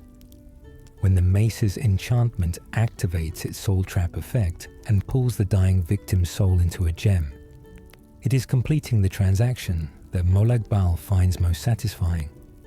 Not just death, but capture. The hammer that vanishes like its makers. Volendrung's tendency to disappear from the lore is not merely metaphorical. Across the Elder Scrolls games, the hammer has appeared in locations that cannot be easily explained, surfacing in the hands of people who should not have been able to obtain it, turning up in vaults or on battlefield corpses in ways that suggest it travels with its own momentum. In Skyrim, you obtain it from Malakath directly at the conclusion of the Cursed Tribe quest, but the lore surrounding it implies this handoff is just the latest in a long series of ownerships the hammer has passed through without clear explanation. The Dwemer who made it disappeared from the world without a trace. The hammer keeps reappearing. Whether the game is suggesting some connection between the two phenomena, that the weapon carries a residue of its maker's inexplicable vanishing, is left deliberately open, and the most you can honestly say is that the parallel is there for anyone willing to read into it. The crossbow and what it tells you. The crossbow, introduced in the Dawnguard DLC as a Dawnguard exclusive weapon type, is lore significant in a way that goes beyond its mechanical improvements over standard bores. Its existence in Skyrim in the Fourth Era represents a technology that the Dawnguard have preserved and refined, while the rest of Tamriel apparently allowed it to fall out of widespread use. The Dawnguard are an ancient order. Their fortress predates the events of the game by centuries at minimum, and their crossbows reflect an institutional memory of anti-vampire technology that was developed, refined, and passed down over generations. Enhanced dwarven crossbows, found and crafted within the Dawnguard questline, use Dwemer engineering improvements that suggest the Order has had access to or studied dwarven mechanism design for a very long time. The crossbow is not just a weapon, it is evidence of institutional continuity stretching back into Skyrim's pre-Fourth Era history. The glass that is not glass. Glass weapons in Skyrim are among the most visually striking in the game. Pale green, translucent, almost glowing at the edges, with a quality that looks more like light given shape than any material you might find in the ground. The name is misleading. Glass weapons are not made from silica or any form of conventional glass. They are crafted from malachite, a volcanic mineral found in ore veins across Skyrim and Solstheim. The game uses the term glass because it was inherited from earlier Elder Scrolls titles, where malachite weapons were called glass weapons by the in-world cultures that used them most prominently. Primarily the Altmer and Dunmer, who had long traditions of malachite smithing. The translucent, gem-like quality of refined malachite gave it a superficial resemblance to polished glass, and the name stuck across centuries of Elder Scrolls history, even as the material itself was increasingly well understood. The dagger that drains before you know it, Bloodthorn sits in the grip of a dead witch atop the altar at Hag's End, a ruin perched high in the Reach that is almost entirely skipped by players who never find the hidden door connecting it to Deepwood Redoubt. The dagger's enchantment has a quirk that sounds simple, but is mechanically more interesting than it first appears. it soul traps the target, only if the target dies within 3 seconds of being hit. This means Bloodthorn does not work like other soul-trapping weapons, which simply guarantee a trapped soul on death if the weapon dealt the killing blow. Bloodthorn requires speed. You must finish the fight within 3 seconds of landing the hit, or the enchantment expires without result. It rewards aggressive, committed combat, the kind of fighting style that fits a blade found in the hands of a dead witch at the top of a remote fortress in one of the game's most consistently hostile regions. The pickaxe at the top of the world, at the absolute summit of the throat of the world, the highest point in all of Skyrim, the mountain where the Greybeards live, and where the Dragonborn receives the call of the Thu'um. There is a pickaxe wedged into the rock. This is the notched pickaxe, and it gives a small bonus to smithing when equipped and deals 5 points of shock damage as a weapon. It has no quest, no dialogue, no in-world explanation for why it is there. What it has is a name. Notched, the creator of Minecraft, Marcus Persson, used the online handle Notch, and the game was released in close proximity to a legal dispute between his company Mojang and Bethesda over the use of the word scrolls in a game title.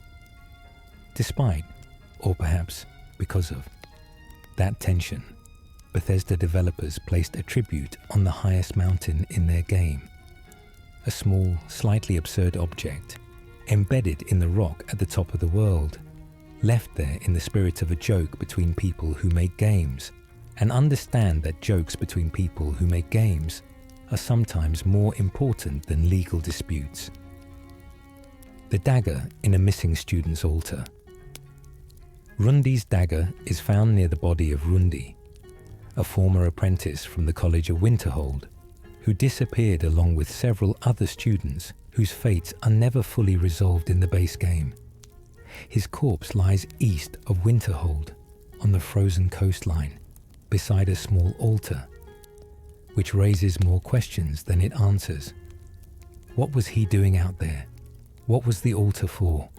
The dagger itself has no enchantment and no particular value, but it sits in the gap between Skyrim's ambitions and what was fully implemented. A character who was clearly meant to have a story, a death that implies ceremony or purpose, and a weapon that carries the weight of an explanation the game never delivers. Players have speculated for years about what happened to the missing college students, and Rundi's altar and dagger are Exhibit A in that ongoing case. The fang that harvests dragons, Kavozin's fang, is one of those weapons that exists for a single purpose and performs that purpose with strange specificity.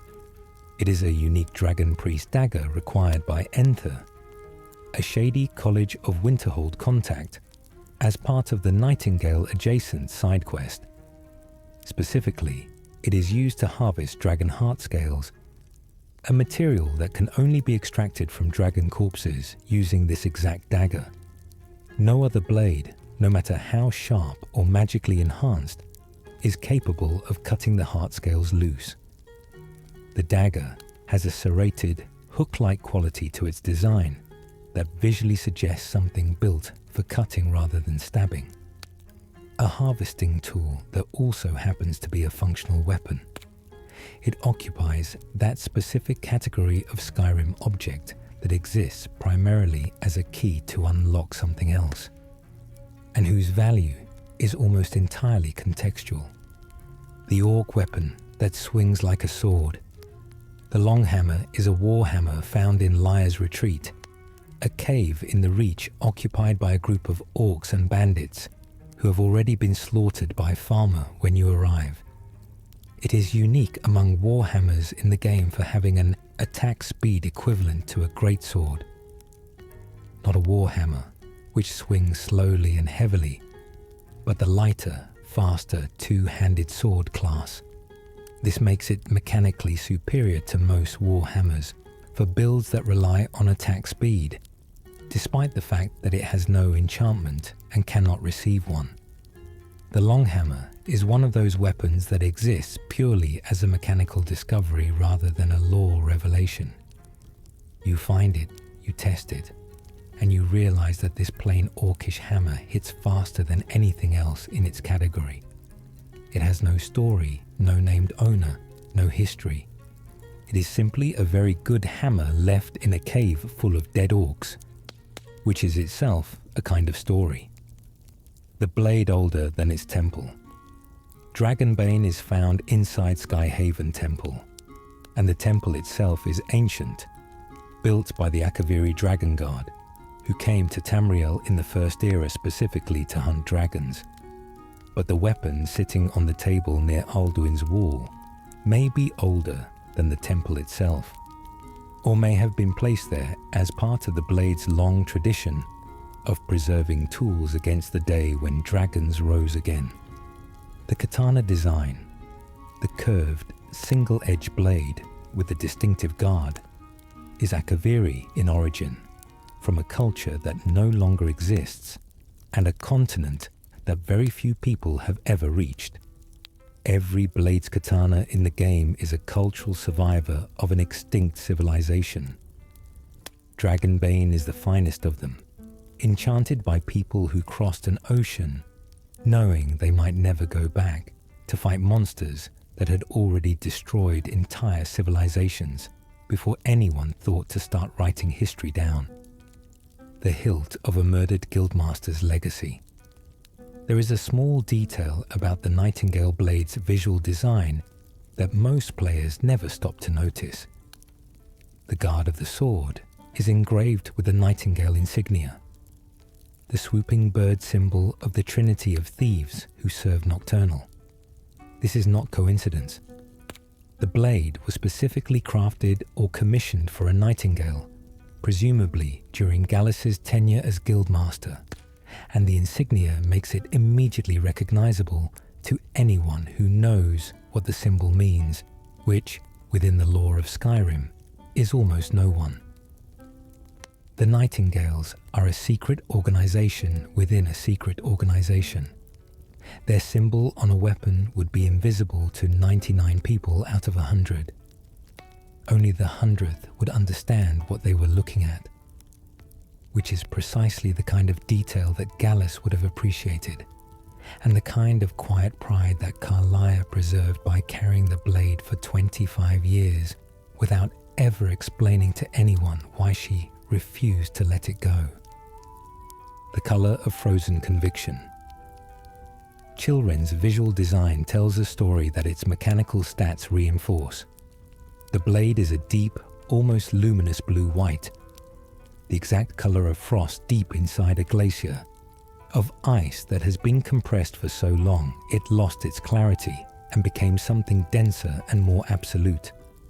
Its enchantment deals significant frost damage and slows whatever it strikes, and the weapon visually fits the sensibility of the Thieves Guild in a way that no other weapon in Skyrim quite matches.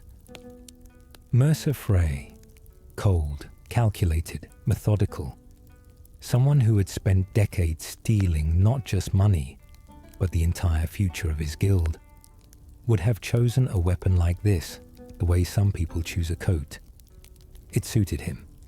When the weapon ended up in Riftweald Manor, locked behind the defenses of a paranoid man's private home, it was not because he was protecting its value. He was protecting the one thing he owned that reflected who he actually was. The weapon that moves the wind. Windshear's name could imply something about what the weapon does mechanically.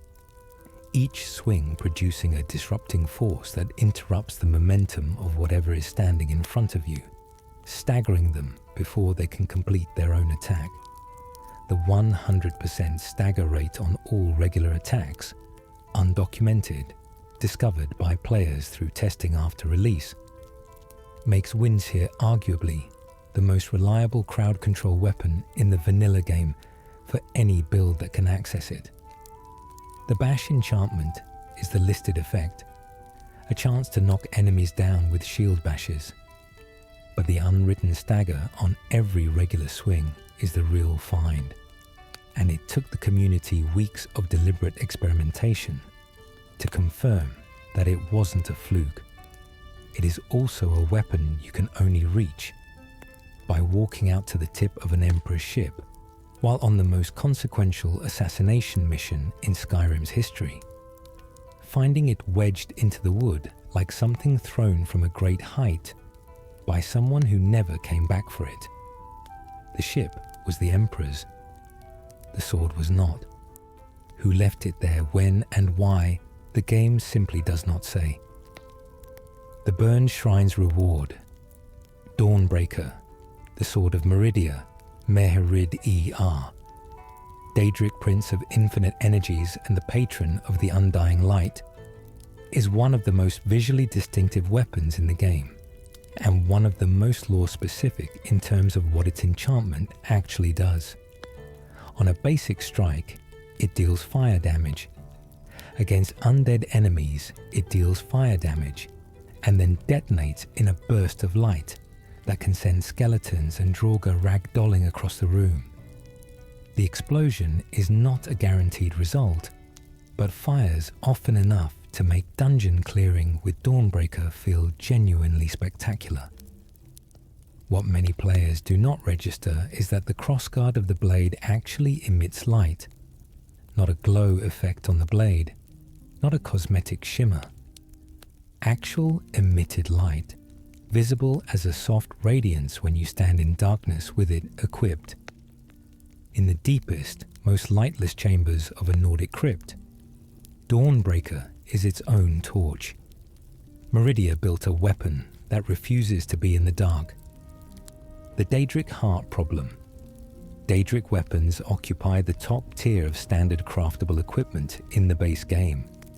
Higher damage than everything except Dragonbone, a visual design of absolute menace, and a crafting requirement that creates a genuine obstacle. Daedra Hearts. Each Daedric weapon requires one Daedra Heart, and each piece of Daedric armor requires one as well. Daedra Hearts come from Dremora, from Atronachs in specific circumstances, from the rare apothecary chest, and from a handful of other sources. The lore has never explained how mortals originally learned to smelt Daedric metal, using the hearts of Daedric beings as a primary ingredient. The knowledge simply exists in the world, represented in the smithing skill tree as something learnable at level 90.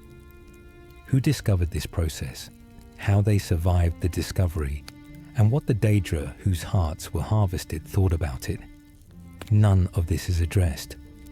Daedric weapons come into existence in your forge through a ritual whose origins have simply been lost.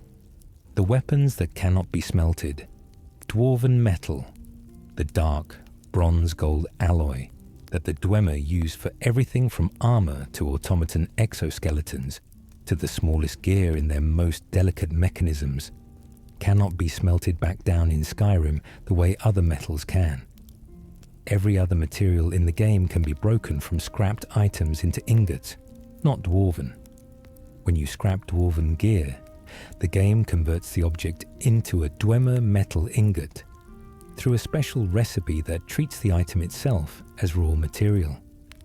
The mechanical reason is never explained in-game.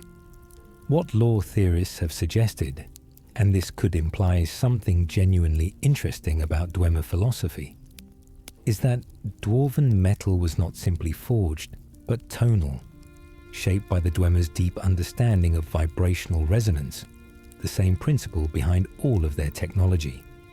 If that reading is right, the metal holds the shape it was given, at a level that ordinary fire cannot undo.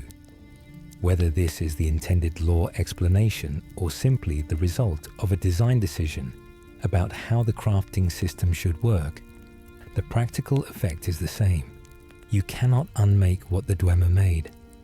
You can only repurpose the pieces they left behind. The staff of a split-soul mage. Haldir's staff is carried by Haldir, a Draugr mage encountered at the end of Haldir's cairn, who has accomplished something genuinely unusual in terms of the game's lore. He split his own soul into 3 distinct elemental forms: fire, frost, and shock, as a method of prolonging his existence and making himself nearly impossible to kill. Each elemental version of Haldir must be defeated before the original form becomes vulnerable, and each fights using the magic associated with its element. The staff he carries deals magic damage and is the visible instrument of this technique, though the game offers no explanation for how such a division is possible or what it cost him. Splitting a soul anywhere in Elder Scrolls lore is treated as an act of profound violation. The soul cairn exists precisely to hold the wreckage of souls trapped through black magic, and ordinary soul gems are already considered disturbing instruments. What Haldir did to himself goes further than anything a soul gem requires. The staff he wields is what remains of a decision that may have been worse than dying would have been: the bone and hide philosophy. Forsworn weapons occupy a visual category entirely their own in Skyrim. Bone shafts wrapped in animal hide, stone-tipped or tooth-edged, bearing no resemblance whatsoever to the iron and steel and refined metal that fills every other weapons rack in the game. This is deliberate. The Forsworn are the Reachmen, the indigenous people of the Reach, the wild western hold of Skyrim, whose culture predates the Nordic settlement of the region by a long margin. They reject Nord and Imperial metallurgy, not because they cannot access it, but because using it would be a symbolic capitulation to the cultures that displace them. Their weapons are made from what the Reach itself provides: animal bone, stone, plant matter, the physical material of the landscape they are fighting to reclaim. Every Forsworn weapon is a cultural statement as much as a fighting tool, a declaration that the people who made it have not forgotten who they are. The Legion's Gladius, the Imperial Sword, the standard issue weapon of the Imperial Legion's soldiers throughout Skyrim, is based on the design of the Roman Gladius, the short-stabbing sword that the Roman legions used to build one of the most effective military forces in ancient history. The connection is not coincidental. The Elder Scrolls developers have drawn explicitly on Roman imperial imagery for the Cyrodiilic Empire throughout the series. The legions, the roads, the administrative structure, the emphasis on civic order, and the Gladius-style short sword is the most visible of these borrowings. In practical game terms, it is not a remarkable weapon, statistically inferior to most alternatives a player would find over the course of a normal playthrough, but it is everywhere, carried by every soldier in the most organized military force in Tamriel, which is itself a statement about why that force is organized the way it is. The sword is not just a sword.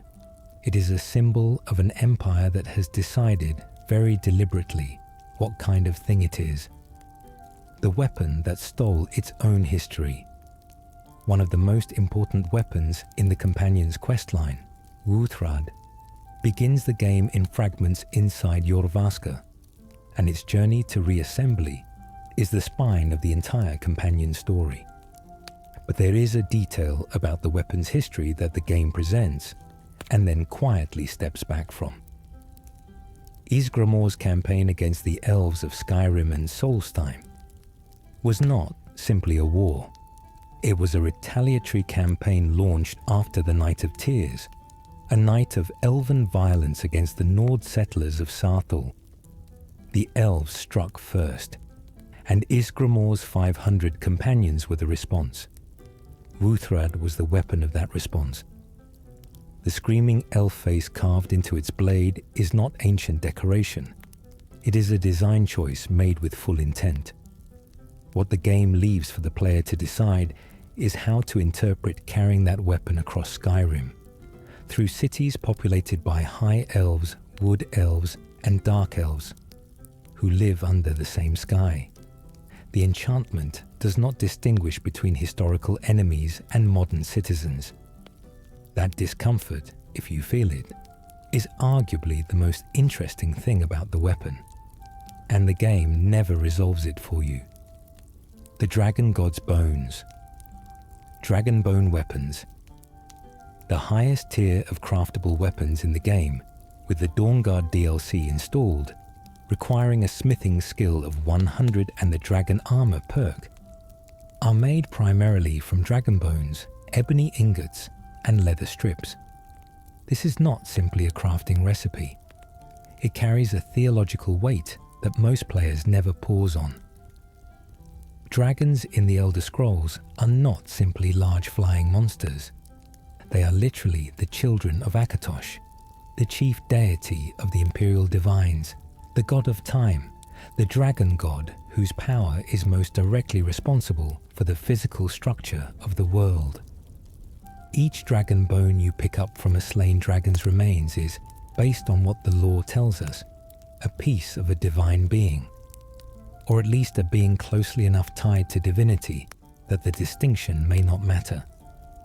The lore never explicitly says that crafting with dragon bones is a theological transgression, but the implication is hard to avoid.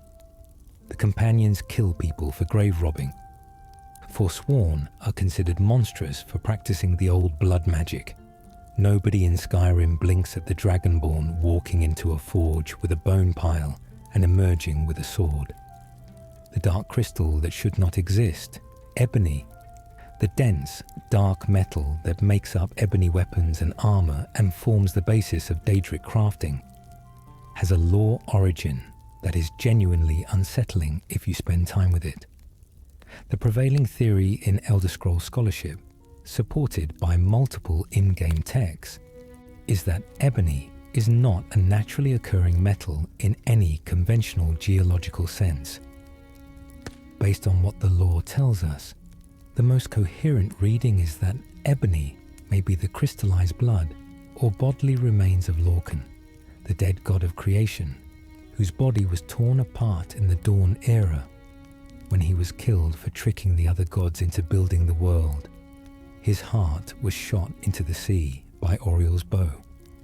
His body became the landmass of Tamriel, and what ran from the wounds, or what accumulated at the deepest points of the world's formation, could, over immense spans of time, have solidified into the black ore that mortals learn to mine and refine.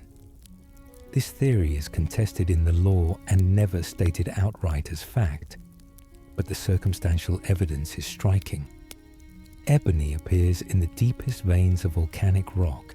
It is tied directly to Daedric power in ways other metals are not, and it behaves differently from every other ore in the world. If the theory holds, every ebony sword in Skyrim is a blade made from a dead god's blood, and every Daedric weapon, forged from ebony and Daedra hearts both, is something stranger still. The achievement you cannot get with the axe. The relationship between the rueful axe, the mask of Clavicus Vial, and the Oblivion Walker achievement creates one of the more consequential choice moments in the game for completionists. The quest, A Daedra's Best Friend, offers two possible rewards. Kill Barbas with the rueful axe for Clavicus Vial, and you keep the axe, which is not a Daedric artifact and does not count toward Oblivion Walker. Or refuse, return the axe to Clavicus Vial without killing Barbas, and receive the Mask of Clavicus Vial, which is a Daedric artifact and does count. The game never tells you this directly. There is no loading screen tip, no dialogue warning. You simply have to know, or you have to figure it out afterward when your achievement counter shows 14 artifacts instead of 15, and there is nothing left to collect. It is one of the few cases in Skyrim where the morally easier choice, not killing the friendly talking dog, also turns out to be the mechanically correct one. The Ancient Tongue.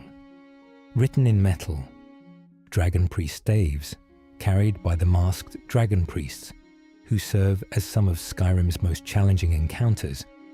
Each have properties tied specifically to the area and the priest that carries them. Ragot's staff, found in Forelhost, creates a wall of flames. Moroke's staff of Magnus drains the life from magic users. The unnamed staff carried by Narkreen, in Skuldafn. Technically obtainable through specific methods, but normally inaccessible since Skuldafn is only reachable during the main quest and you cannot return. Has unique properties that most players never see. Each dragon priest was a person once, a human chosen by the ancient dragons for their exceptional qualities, elevated and transformed over the course of a life spent in service. The staff they carried was not merely a weapon. It was a badge of office, a symbol of a specific priestly rank in a religion so old that the language it used, the dragon tongue, is still legible in the rocks of every barrow in Skyrim if you know how to read it. The companion's weapon and its long silence, the harbingers of the companions, the leaders who came before Kodlak Whitemane, the harbinger at the time of the game's events, are remembered in a series of plaques inside Jorvaska. Each plaque gives a name and a brief note about the leader's time in charge. Almost none of them mention specific weapons. The companion's tradition is about the warrior's quality, not their tools. This is consistent with a culture that values combat above all else, but treats the specific instrument of that combat as secondary to the fighter who wields it. Wuthrad is the exception, the only weapon in Companion's culture elevated to near sacred status, the only one that gets its own quest and its own ceremony. Its importance is not that it is an exceptional weapon, though it is powerful. Its importance is that it belonged to Ysgramor, and the Companions consider themselves the living continuation of everything Ysgramor stood for. Wuthrad is the only material object left that he actually touched. The reason the mace hurts everyone near it, the mace of Molag Bal, is, in the Elder Scrolls lore, the signature instrument of the Prince of Cold Harbour's particular sphere of influence. Domination, enslavement, the subjugation of will. When Molag Bal says that the mace represents his power in its truest and most direct form, he is not making a boast about its damage output. He is describing a philosophy. Molag Bal does not want to kill. Killing is Boethiah's game, or Mehrunes Dagon's. What Molag Bal wants is to own. The mace's soul-trapping enchantment is the most literal expression of this. It does not destroy the soul of the person you kill with it. It captures that soul. The person is placed in a container and kept. That is why NPCs who see you carrying it recoil. They are not reacting to a weapon. They are reacting to what the weapon's presence means about the intentions of whoever is holding it. The last bow of the Forgotten Vale. When you finally reach the conclusion of the Dawnguard DLC and face Lord Harkon in his castle, you carry Oriel's bow, a weapon that was built in the Dawn era and has been resting in the care of a Snow Elf paladin who forgot what seasons felt like. Harkon spent centuries preparing for the specific moment when this bow, combined with the right arrows, would be used to fulfill the tyranny of the Sun prophecy. He orchestrated Serana's imprisonment, Serana's mother's disappearance, an entire campaign of manipulation across hundreds of years, all to put this particular weapon in the right hands for the right purpose.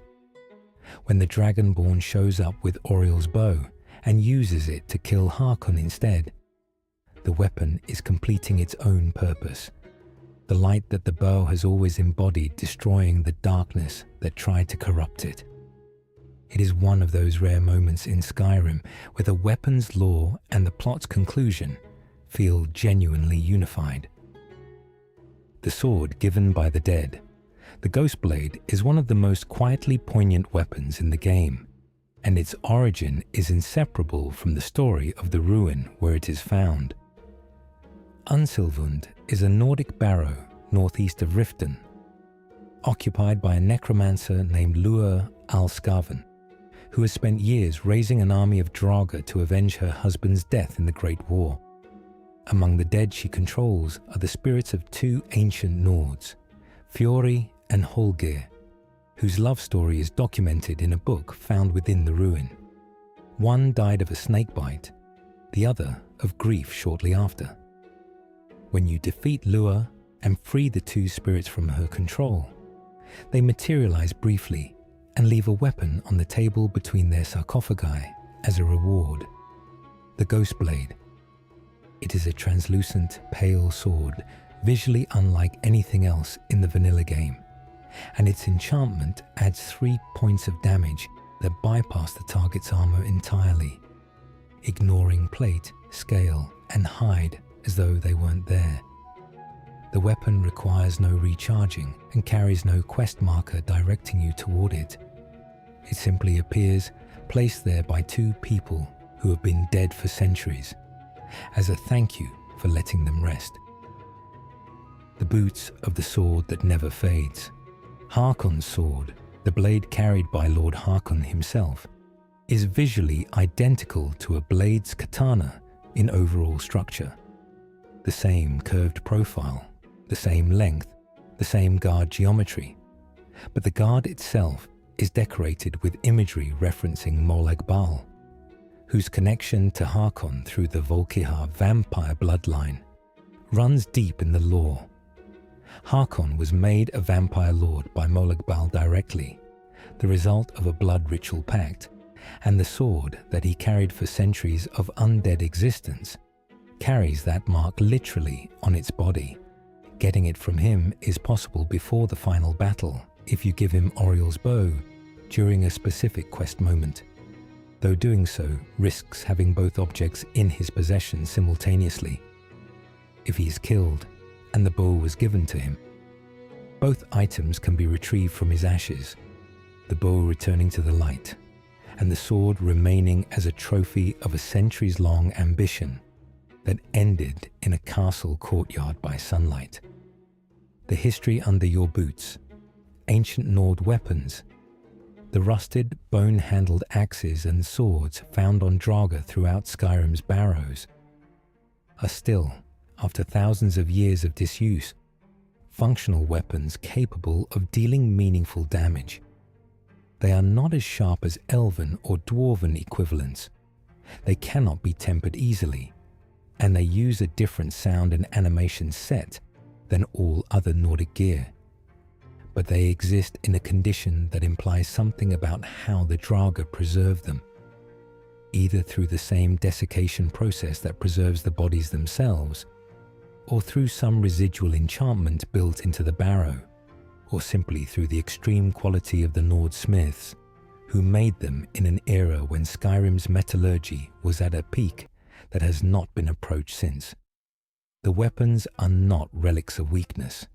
They are evidence of a civilization that knew exactly what it was building and built it to last. The sword that does not belong to its category. The ebony blade, despite all of its lore status as a Daedric artifact and its visual design as a katana, is mechanically classified in Skyrim as a two-handed weapon of the greatsword class.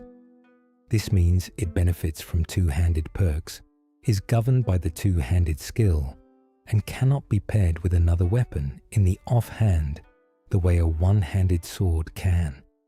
Its attack speed, however, is dramatically faster than any other greatsword in the game. It rivals one-handed swords, which was clearly a design choice to reflect the weapon's katana silhouette and real-world speed, without compromising its lore status as something physically longer than a normal sword.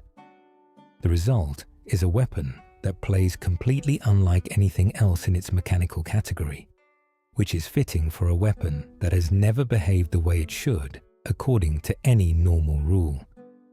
the staff that already completed its task. The Staff of Magnus, when you bring it to the Eye of Magnus in the final stages of the college quest line, acts as a direct counter to the Eye's overflow of magical energy, not by dealing damage, but by absorbing the Eye's power in a way that stabilizes and eventually shuts it down. This is the staff fulfilling the exact function described in its lore. A metaphysical battery that absorbs and stores magical energy. The staff has been a battery since Magnus left it behind. It has been slowly taking in ambient magical energy from the world for thousands of years. When you use it against the Eye of Magnus, an artifact of immense and barely contained power, you are essentially asking a battery to absorb a surge. The fact that it works is not a surprise to the lore. It is the staff doing what it has always done. The surprise is that no one thought to bring it to the Eye sooner. The sword at the end of all things, Tun's battle axe, is a weapon you will see. You will fight the opponent carrying it, but you will never legitimately own it. Tun is the guardian of the Hall of Valor in Sovngarde, the Nord afterlife, and he is the final trial standing between the Dragonborn and the heroes needed to defeat Alduin at the conclusion of the main quest. He wields a massive battle axe of exceptional power, and his fighting style is the most aggressive of any NPC in the entire game. The kind of fighter who makes even a well-prepared Dragonborn consider the question of mortality. The axe he carries cannot be obtained through any legitimate gameplay means and exists in the game files as an inaccessible object, complete and functional, but sealed behind an actor who was never intended to be looted. Sovngarde is the Nord paradise, and Sun is its guardian. What he carries is not a reward, it is a standard. The weapon that the guardian of the afterlife deems appropriate for his post is not something that belongs in your inventory. It is something that belongs at the gate. The blade that made itself, when the forsworn Briarheart, who carries Red Eagle's fury, dies, and you hold the blade and then kill the Red Eagle himself in Rebel's cairn, the sword changes. Not upgrades, changes. Red Eagle's fury becomes Red Eagle's bane. The fire enchantment strengthens, the sword's identity shifts, and the whole transaction feels less like a mechanical reward and more like a moment of completion.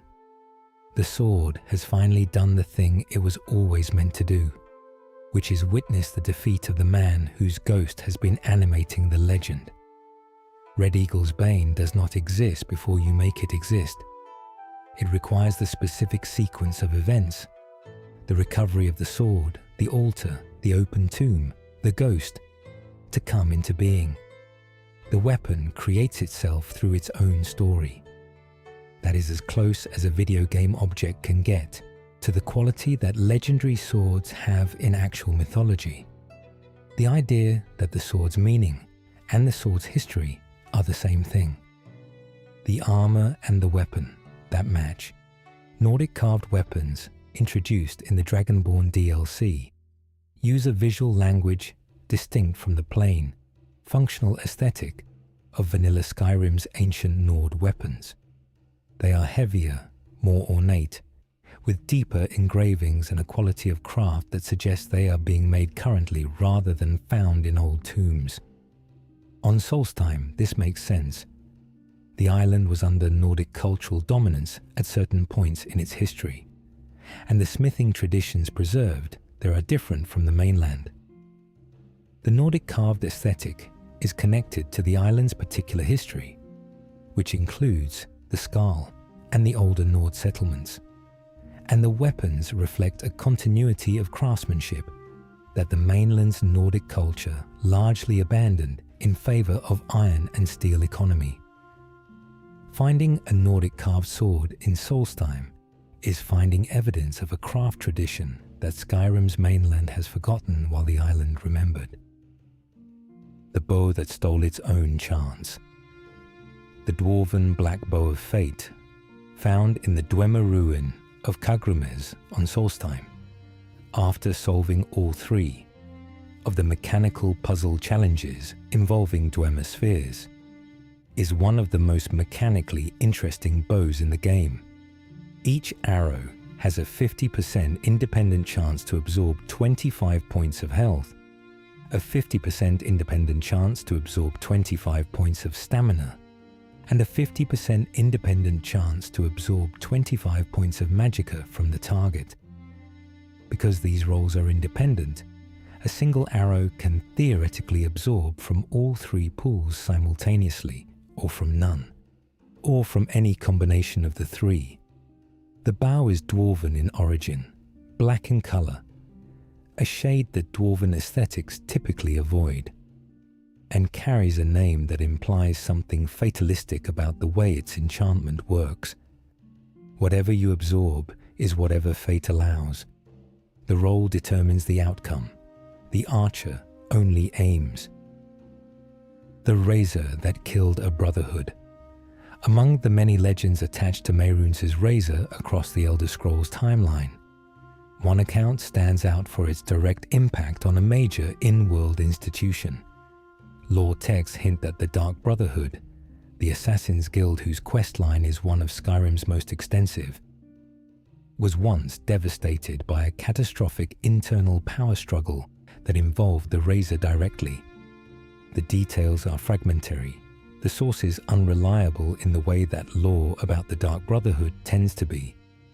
But the pattern is consistent with what Mehrunes' razor does everywhere it appears. It arrives, creates instability, produces change, and moves on, leaving whatever it passed through irrevocably altered. The Brotherhood that emerged from that purge was smaller, more secretive, and more careful about the weapons it let into its inner sanctum.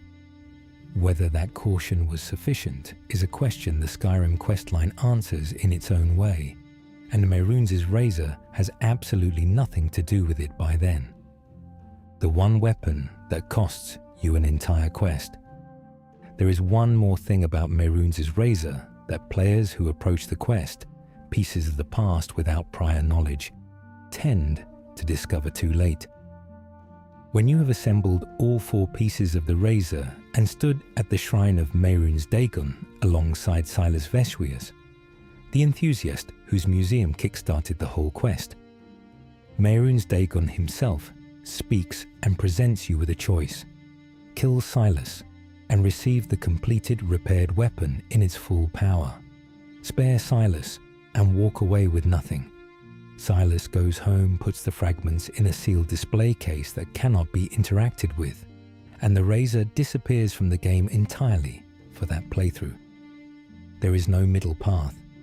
The weapon requires a sacrifice to function, specifically the sacrifice of the only person in the game who trusted you enough to hire you to collect it.